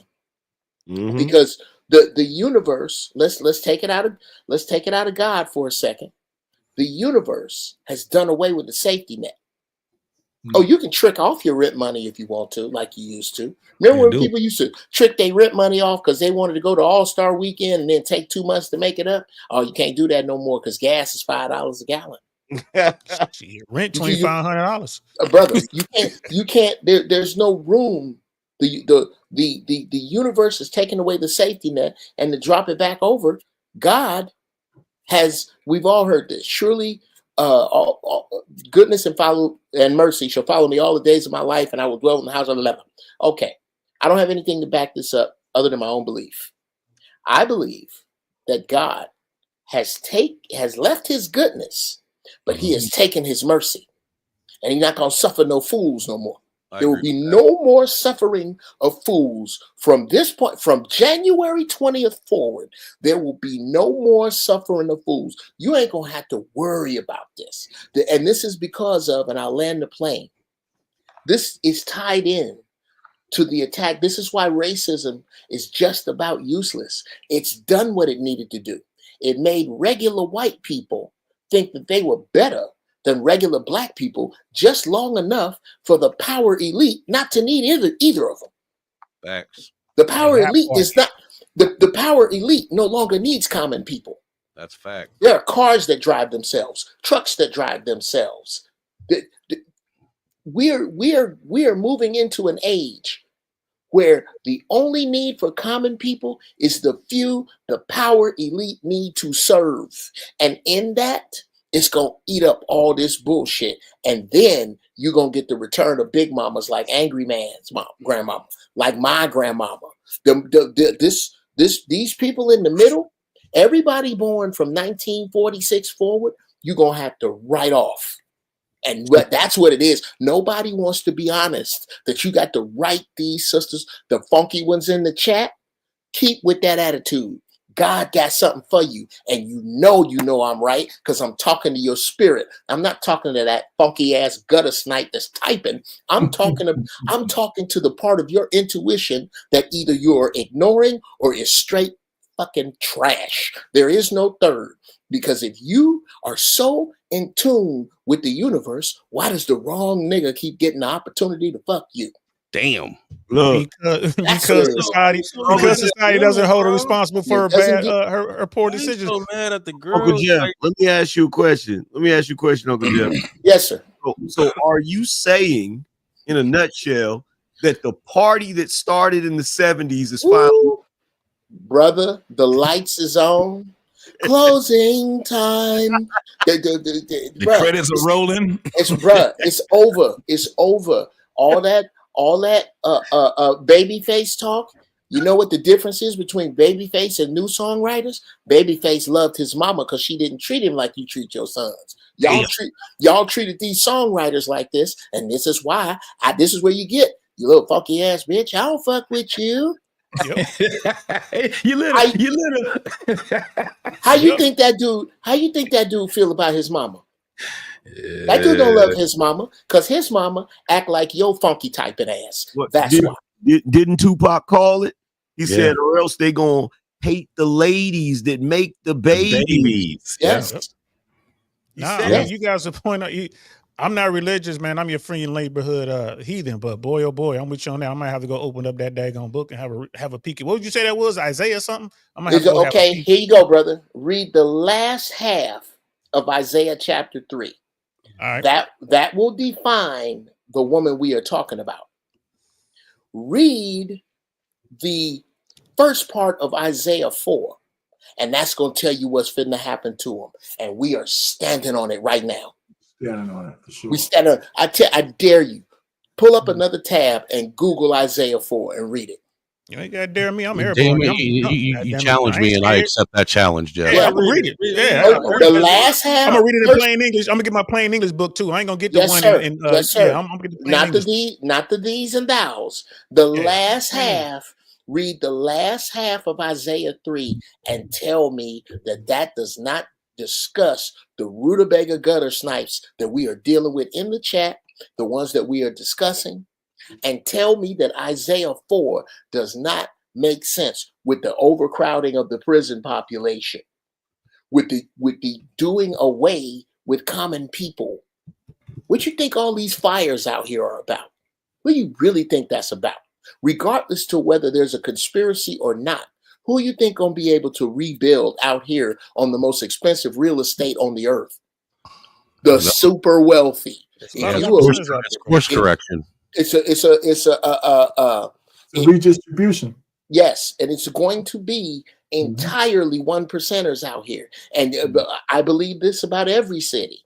Every city is going to be these dope places of convenience and opulence and safety and security and whatever it is you want. Everywhere else, beyond the Thunderdome, nigga. And that's where these people are going to live. And what you're going to see, which I've said before, how many of you gentlemen here are Conan the Barbarian comic book fans? If you ever read the Conan the Barbarian comic book comic books, they had a group of people. Y'all old as hell. Y'all reading comic books. Called Well, here's the deal. Yeah, bro, we old. I came up Well, what's funny is young cats use old like a snap, like we'd rather be you. Listen. Man, here's the other. I'm glad I'm not a Gen Xer. Y'all niggas is trash. Look here, bro. No. Okay. You got this goddamn slander. No. I'm gonna need you to explain that. I'm gonna need you to explain that. Seeing as how the last babies made with love were made to our music. Y'all don't make that. Have you seen? I'm gonna overshare. You watch a little porno. You watch black porn, they don't make love to music. The weather be in the background. You young cats, and the other thing about young cats that tease being older, 30 seconds after you do that, what are you? Older, nigga. Are you expecting to drop dead right now? If Look, not, what you're saying doesn't make sense. I'm just happy I'm not a Gen Xer. You know, that's so, and we see. So are we. So are we. It's not about my age. I appreciate my age. You know what I'm saying? Bro. Gen Xers, y'all was some weak ass niggas. You know Check this out. I hate this motherfucker's headphones right now. Hold on for a second. Let me address this real quick. First of all, we can't take nothing seriously from a person who can't write in cursive. Yeah. Okay. Wait a minute. Can't write in cursive. Can't ride a bike without a helmet. Can't tell north, south, and east, west without a device. We had a name for them people. We called them retarded. Yeah. I thought we still called them retarded, Jeff. I'm not trying to slander young dudes. I'm not trying to slander young dudes. Drama. Prototype brought the smoke. I know. Prototype. No leaders. Gen Xers was trash. Prototype. You talk about sports, fam. Proto. Real, just give me a second, fam. Give me a second. I ain't mad at you for saying that. That's fine. That makes sense to me. Prototype does this the beginning of every year. Yeah, but here's the thing, though. You say you love sports, right? Everything you love and worship in sports, man. Who you think set the records, bro? Our people. Like who the goats? Who done came up with everything? Our people. I mean, it's young people getting blown out. Hey, fam. When it come to young niggas like that, you can't appeal to them that way because they don't respect nothing before them. So you can't appeal to them that way. So what you got to do is you got to meet them where they're at, which is just insults. You feel what I'm saying? Like if this nigga lost his phone, he'd be screwed. Right. I am not a Gen Zer. I don't know what y'all are talking about right now. Hey, respect. If you lost your phone, you go into a panic attack right now, bro. I'm gonna tell you, and just to keep it 100, bro, like the younger generation, man, we created you would be able to call. We would be able to call your mom if you lost your phone. This phone got one. We made them better. Like, but bro, but the thing is, man, y'all don't even know what y'all don't know, and that's the scary part. When it does come, when it comes, bro, y'all ain't ready. Y'all ear prepared. I gotta prepare I send my daughter to school. She gets A, B's, and C's. She's a good kid. She's the typical girl doing her good girl stuff. But bro, she's in high school. She struggles to name 5 countries. She struggles to name 5 states. What the hell, bro? I'm telling you, it's y'all don't know what y'all don't know. Well, when the big solar flare comes, calling states, countries, and shit. Okay, well, here's the problem with all that. The problem with all that. The problem with all that is that we have allowed our oppressors, number one, to teach our children. Okay, that's that right there. I'm so glad that public school is about to go to hell, because they shouldn't be teaching your kids no way. You shouldn't be complaining about. I'm gonna tell you who don't complain about that: Armenians, Koreans, the small hats, because they all got their own schools with writing on it that you don't even know. You go to Koreatown, you don't know a hospital from a grocery store, and it's not your business. And they teach their own children. Number two, and they don't paint pictures on the buildings neither. So if you don't yobo say yo, well, out of she and them, you in trouble, bro. Thank you. Number two.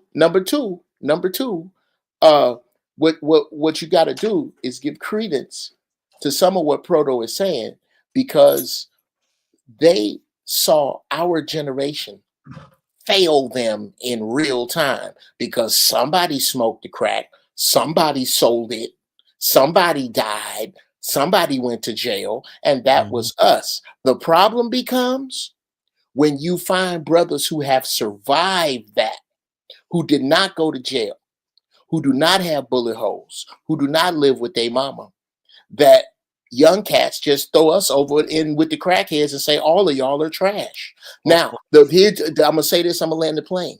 Here's where your problem gonna come, is that these brothers who are after us, that refuse to look at anything that came before them, different than like I don't know, surgeons, pilots, architects, anybody who really get electricians, anybody who ever really gets anything done and pays particular attention to what came before them. Since they're not doing it, what's going to happen is when it's their turn to step up with wisdom, they're going to be fucking empty. And this is why we do this. We do this so 10, 15 years from now, when them young brothers look for wisdom, they can leapfrog these all you niggas is trash that won't listen to none of us and come get wisdom. But that's what that's us, though. Uncle Jeff, you got to stop making concessions for these young niggas. I don't. These niggas is trash, bro.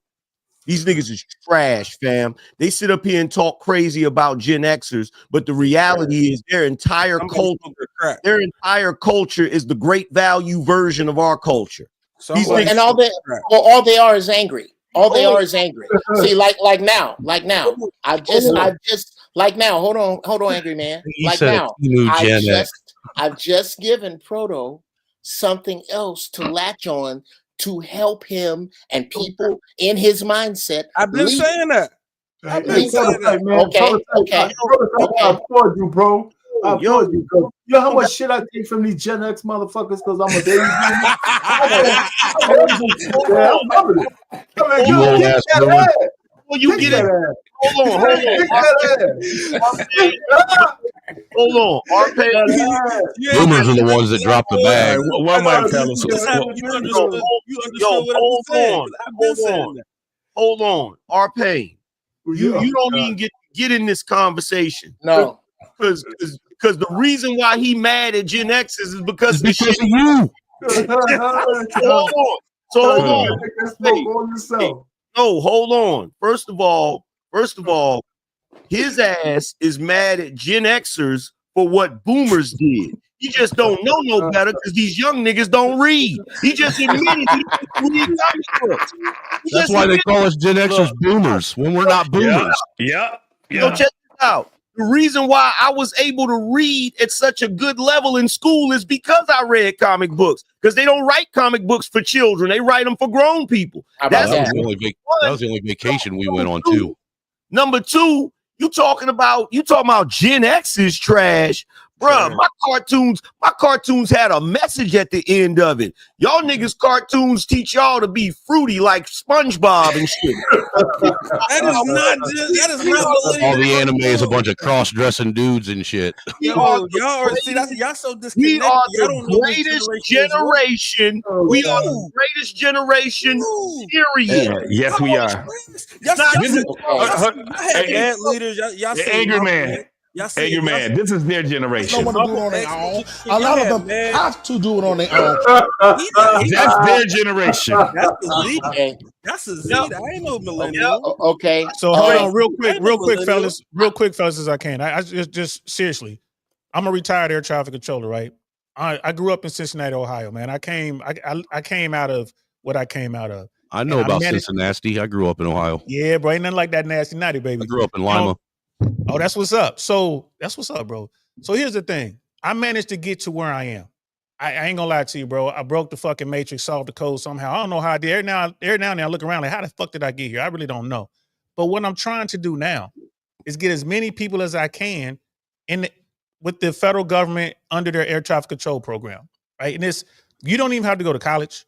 They train you. All you need is a high school diploma, bro. You take some tests. If you score high enough, you work hard enough, you can get into this program. You'll be making 6 figures plus within a year and a half after you finish training. And it's all paid training. I cannot, and me and my homies, we cannot figure out how to get young black men to do this shit. And it's all animated. Okay, where I can help you out with that right now. Number one, you do not start. It's like the old saying.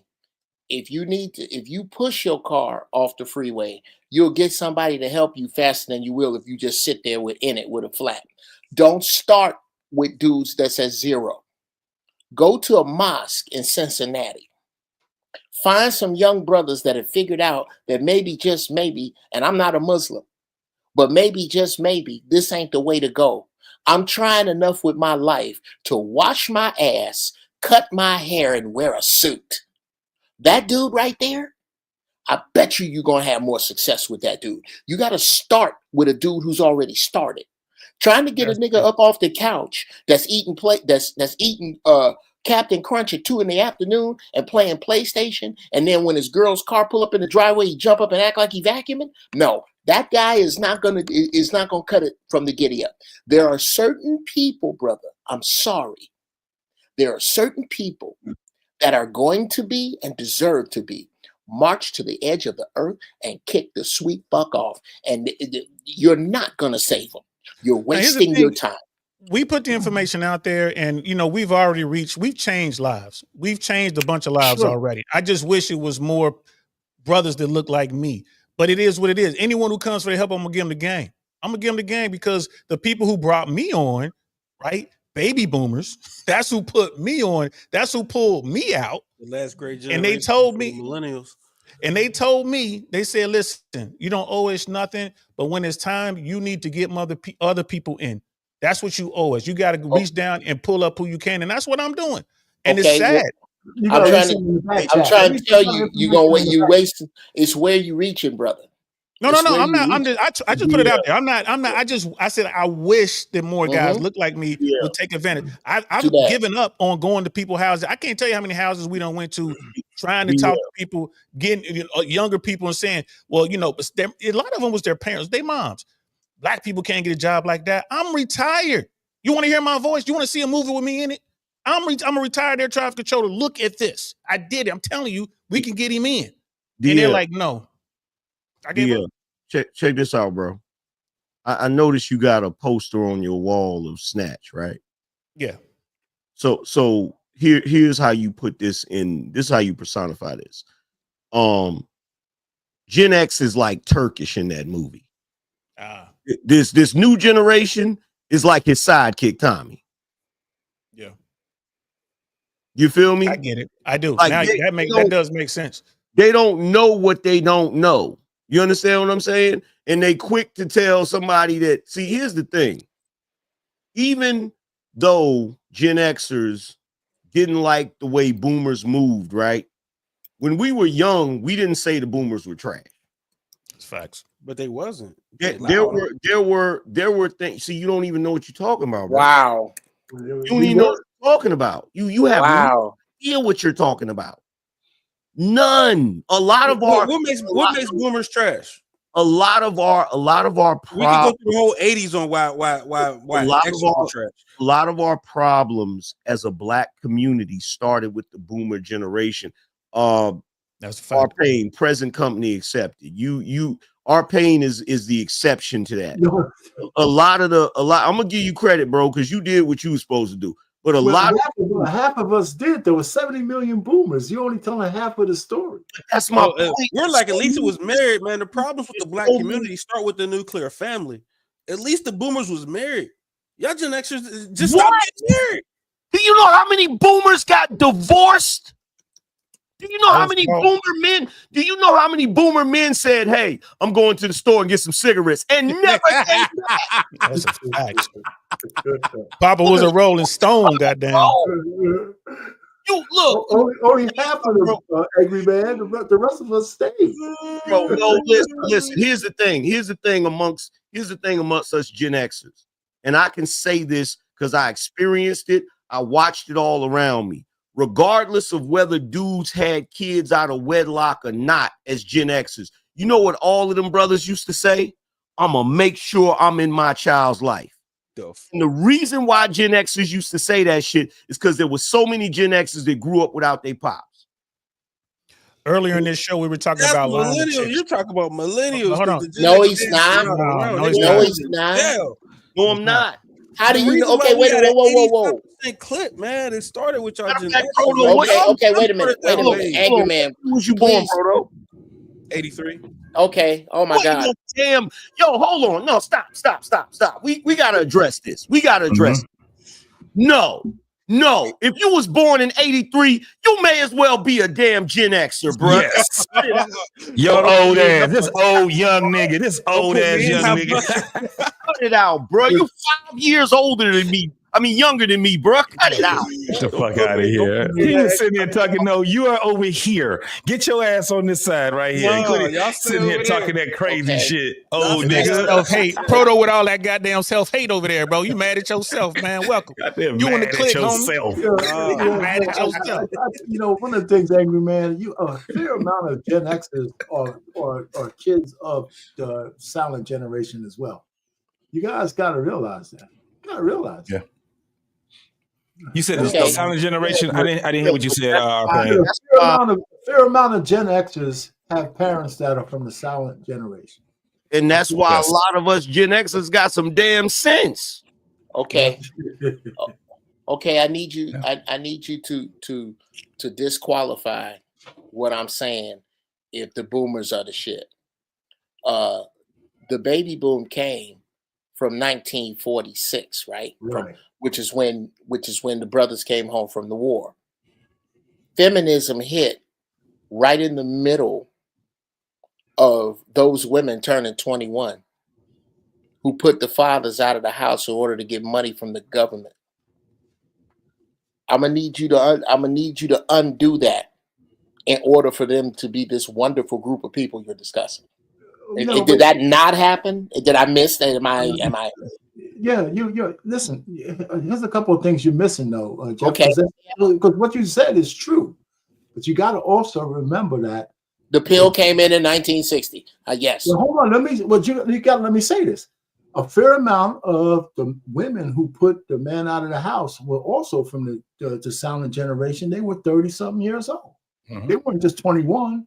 It just didn't start there. It could have been, they were anywhere from 21 to 30-something. So it's a mixture. But the pill came in, and you can't discount the pill. Those baby boomer girls were 16 years old, 14 years old. Their mothers put them on the pill as a preventative measure. But subliminally, it told those girls that you could fuck with impunity as well. They weren't stupid. And so that's when they started becoming more promiscuous because they had that protection. They weren't worrying about diseases and shit. They were knowing their mothers put them on whether they wanted to be on the pill or not. Enough silent generation mothers put the baby boomer daughters on the pill in the 60s. You know, and so once they were on the pill in high school, formative years, they said, shit, man, I can fuck the basketball guys. And they just started. So that's when the sex generation. So we got to give them some, you know, you don't have to say they weren't at fault, but you can't discount that shape. No one early. There's plenty of blame to go around. That's what I'm saying. There's plenty of blame to go around. To group of people together and say that all of them ain't shit, all of anything, that's inaccurate. Yeah. It's okay to say most of them. It's okay. It's okay. I can't even say with this new generation of people that all of them are bad. I can't say all the music is bad. I can send you to some ice. No, you can't. I can send you to some ice cold music right now from young people. Them niggas ain't shit. Okay, then I'm gonna need you to explain Moonchild. I'm gonna need you to explain what's my man Robert Glasper. I'm gonna need you. It's some great artists out there. Some great music. So no, I'm not gonna take that. The young niggas don't want to listen to it, and that's why they ain't shit. Yeah. all I'm gonna say is Cameo is trash. Worth a damn, every artist that you name that is an exceptional artist would be propelled to the point where everybody's listening to it.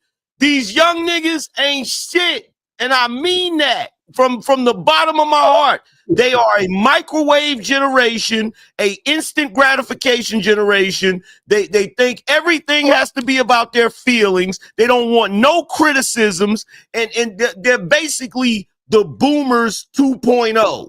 They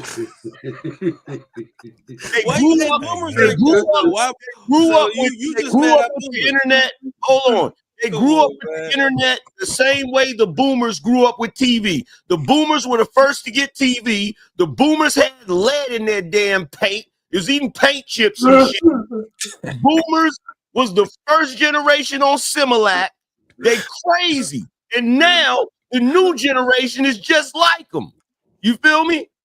It is what it is, bro. Okay, I'm gonna need y'all. Dude just hit on something that nobody talks about. Similac.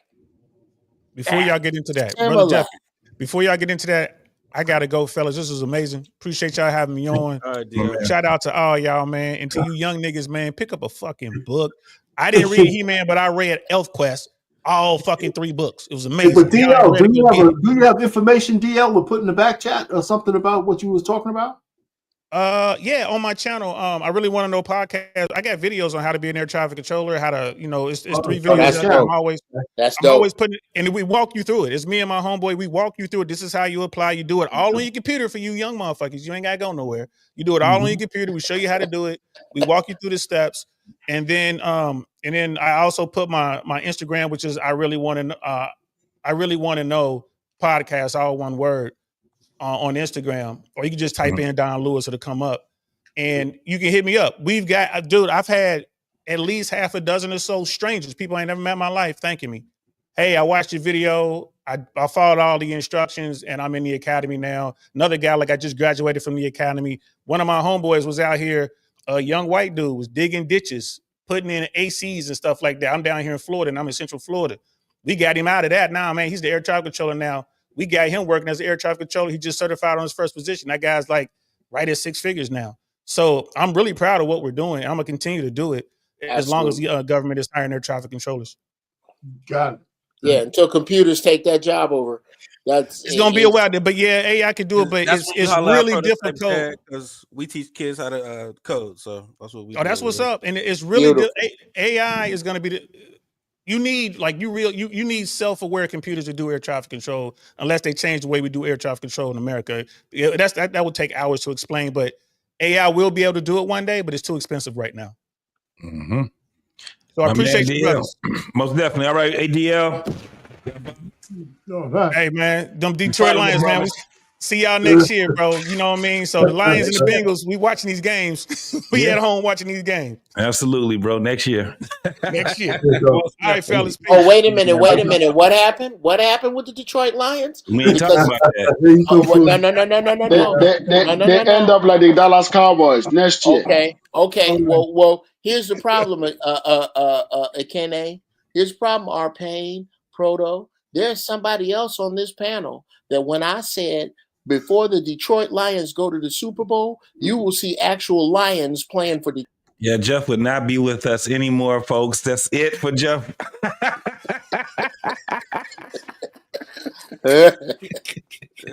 Shoot. They're not going. You can say Lions run the streets of Atlanta before the Detroit Lions go to the Super Bowl. Yes. Did y'all see that? There was lions outside walking around in Atlanta. There was no lions walking around in Atlanta, man. Y'all, listen. Go ahead. Look it up. That's not true. That's not true. We still had a good season, so don't worry about it. We still champions in the North, so don't worry about it. We came out with some trophies. Yeah. With that drop bowl, man. Hell with that. That was the story of the week.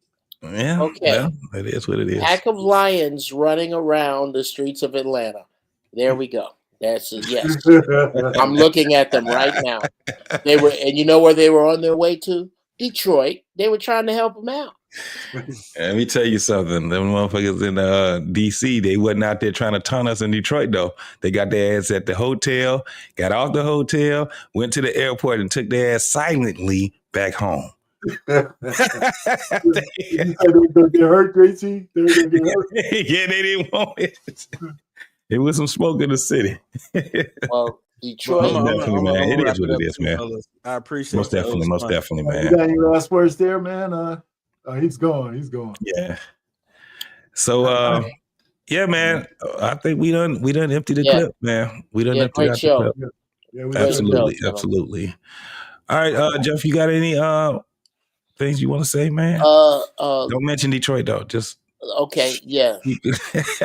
without mentioning Detroit, the city that all that's got left is Joe Lewis's arm. Have you seen that? That arm sitting out there? That is absolutely not true. That's all they have is that big old fist and that arm. Okay. Detroit is the only city I know of where you can walk in a men's store with a 64 box of crayons, get a suit in any of them colors, and the man selling you the suit will ask you, would you like a belt, hat, and shoes to match? They got and he got the stick if it's too far up. He got the stick. The secret to shopping in Detroit is you shop with a pimp shop and buy the dark colors. Just buy the dark colors. You have some fly shit. Anyway, I really enjoy it. I do enjoy these no holds barred sessions, gentlemen. I enjoy our respectful disagreement. I'm waiting to be known as a prophet in the next 6 months or a year. As y'all see what I'm talking about, what we complaining about it's gonna eat itself. These fools is gonna eat themselves. Yeah, we see it happening. So I'm out, but thank y'all for having me, brothers. Y'all appreciate you, Jeff, man. Most definitely. What's going on, Ekene, man? You quiet, man. What's going on, man? What you doing? Yeah, I'm doing some draft while I'm listening to you guys. But no problem. I really enjoyed it. I was listening to everybody and I really enjoyed it. And I was doing back and forth because my daughter keep crying. You know, she likes attention. But either way, I'm just enjoying it. I understand, man. Hey, bro, salute to you and salute to that beautiful baby, man. What's she for, man? She just up? To put her to sleep is a war, man. But you know, she can't put herself to sleep. You got to put her to sleep. But I like her to get exhausted. You know what I mean? So that way she can sleep through the night. Yeah. I hear you. Most definitely, man. All right, man. Salute to you, man. Salute to that. Salute to you guys. All right, man. Yeah, man. So JT, man, it's another one of those panels, man. I'm glad we didn't spend too much time on the Cheyenne chick, man. I don't know how she gets. If she wasn't, you know what? You gotta say she's alluring. You would want to bang her out. You know what I'm saying? And that's the only reason why people are listening to her. So she's kind of easy on the eyes, and the only thing that blows it is when she opens her mouth. When she opened her mouth, that's when she opens her mouth. You say, "Oh my God, please shut up, just shut up." And then that becomes a different kind of challenge because you would like to bang it out of her. Shut up. Just be quiet. Don't say nothing. Yeah, don't even say nothing.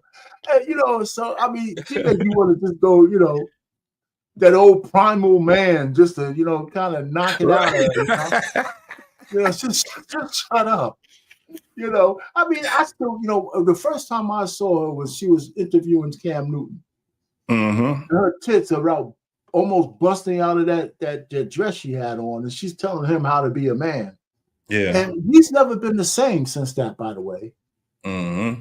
And he hasn't recovered. She made him feel like he is like low vibration for having the kids and all that. Because ever since then, every time I hear him talk, he says something stupid. Oh yeah, it brought. I can't even look at that man with respect really too much now. On as far as his points of views. It's kind of like you kind of. I would have told if she was sitting across me. I told her, I said, "Man, who the fuck do you think you are?" Absolutely. I would have been respectful. I would say, "Listen, you know what? The women that I'm giving kids to, they want those kids. They don't want to get married, and they're not low vibration. They're making choices just like you. Your eggs are old as fuck. They're like 90 years old eggs. You had no kids, no man, and now she wants to take her hand at being a lesbian." Yeah, and that was the thing. I did, I did a show that briefly discussed it, but I ended up revealing a lot of things on, shout out to my boy Easy Bands, on his show, because he was talking extensively about her. So I brought up some stuff from like 10 years ago, right? To show exactly where she's getting these talking points from and all these different things. And totally different female. Totally different. Izzy was like, "Oh man, are you serious?" I'm like, "See, when we start seeing, because she's on the internet, but she was on another show. Matter of fact, Jeff Brown, he used to do some shows where she was on also. Shout out to my man, Zoe Williams. She was always on his show. So the thing was that when I seen her speaking the way that she's speaking, I'm like, you know how you can just see stuff and you like, people, they done poked holes all through what she was talking about a long, long time ago. But, she got some newfound fame and she's out here just putting these words out here. And now my thing is this. You got the people are believing in what she's saying because she's on a lot of panels, man. And I'm talking about a lot of panels that got followers. So it's like, okay. And then she has her own podcast and stuff like that. That she shows no validity. I can't take her serious. Isn't really that much of a flex? We have a lot of stupid shit is being said in front of millions of people in some of these panels. Look at tonight's conversation. Those people are falling apart, right? A lot of people are leaving the show, but they reach a lot of people. But at some point, the foolishness that's being said is and repeated over and over. There's no real receipts. Right. The women are still single. The men are still saying the same thing. And we're still having kids out of wedlock. We're still, you want to be the prize, but just the men you want don't want you because there's nothing in it for those men other than aggressive, over-talking woman.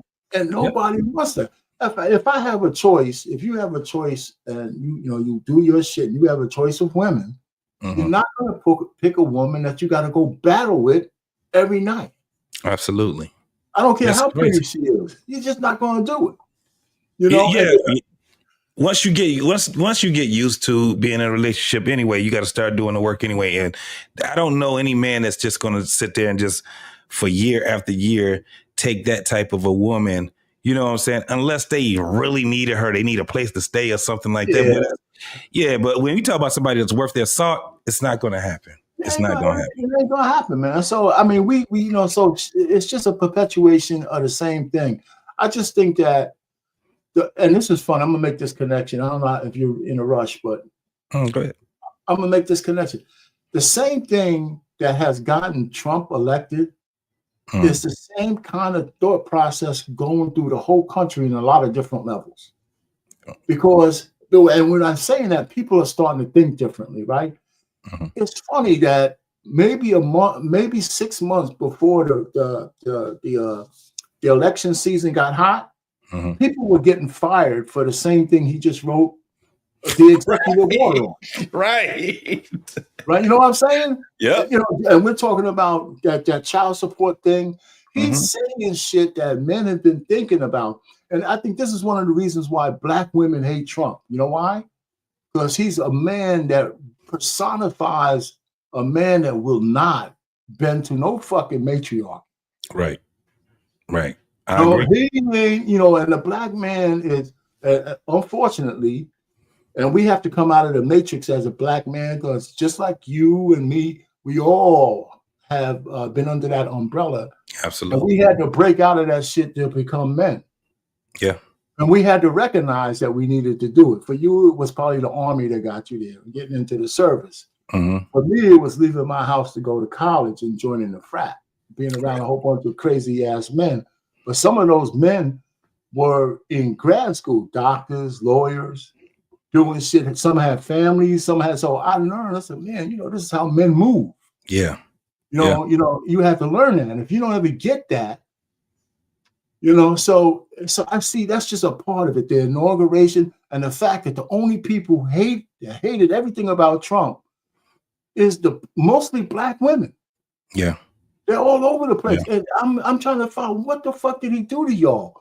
Right. And he hasn't really. And so I'm just saying what he represents seems like it's an anathema to them because they're so beholden to the Democratic Party. And the reason why they're beholden to them because that's where they get coddled. Yeah. That's where they get affirmed. That's their affirmation. And then when I did the show yesterday about Michelle, the fact that she dog whistled to all black women, and she dog whistled to the black women. Your feelings is more important than your man. Yeah. Your feelings are more. You don't have to have any. You don't have to follow any expectations, no traditions, no protocol. And the thing that makes me so mad, nobody would know Michelle Robinson if she wasn't married to Barack Obama. Word. And she didn't give a shit about that. She didn't give a shit about it. Absolutely. You know? That even if we just looked at it from the optics, man, that just did not look well at all, bro. Especially the funeral. Yeah. Yeah. And then look at how much we can see the difference from the first inauguration to this one. You even had people that that's the opposite of where he is politically, and they still congratulated the man. They still, you know what I'm saying? It was at a point where it's like, okay, we have to show the world that we have to start at least being diplomatic with each other. You know what I'm saying? And then, you know, go from there. But that right there, what I seen, I'm like, that shit hurt, man. Just to see it.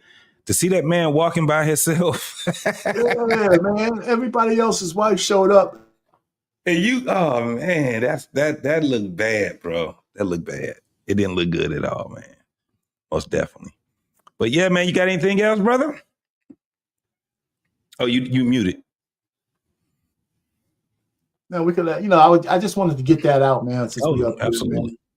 Anyway, if you get a chance, you can see my replay on from yesterday. So me and Trey were chopping it up. Yeah, I gotta watch it. Today was just crazy, bro. It was so doggone crazy because it was so cold and it was crazy. Man, it was just so much traffic and stuff like that. I was like, wow, this is crazy, bro.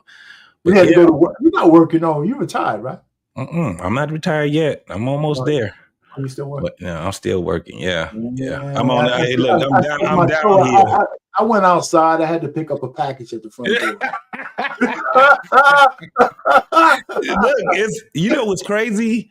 Because he signed the freeze on the federal jobs. Yeah. And he signed that other one for people to start bringing their ass back to work. Yeah.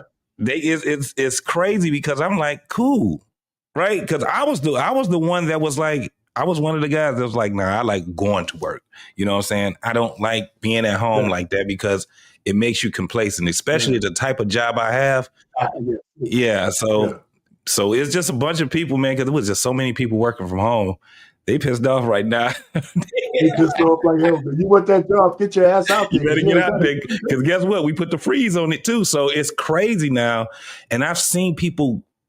You know what was crazy? I've seen people Payne quit a federal job in the worst way. Just didn't show up.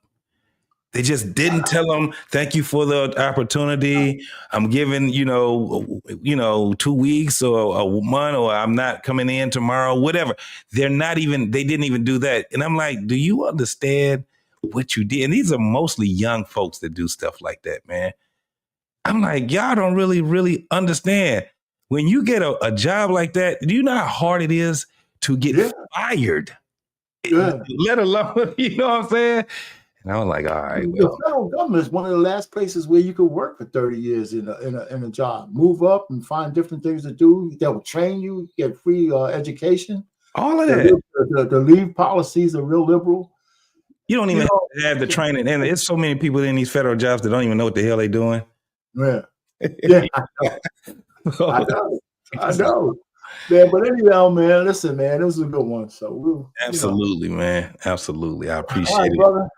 All right, man. I will get back with you. What's tomorrow? Wednesday? What's happening tomorrow? We got my man Lost in Translation. I think he's doing. Oh yeah, is that tomorrow? That's Thursday. Yeah. Oh, it's Thursday? I think today's the 22nd. I thought it was today. Look on that. I'm gonna check. Hold on for a second. Either the 22nd or the 24th.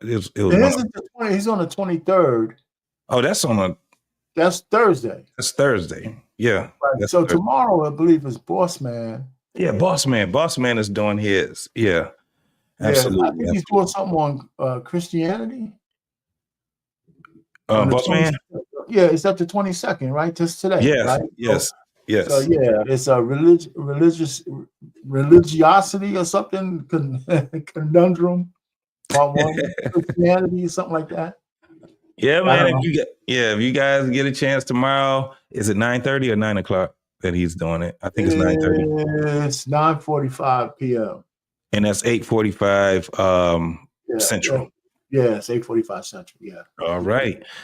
All right, bro. Right, man. Well, we out of here, bro. Y'all take it easy. All right, man. I'll see you later on, brother. You got it. Peace out, y'all. Peace.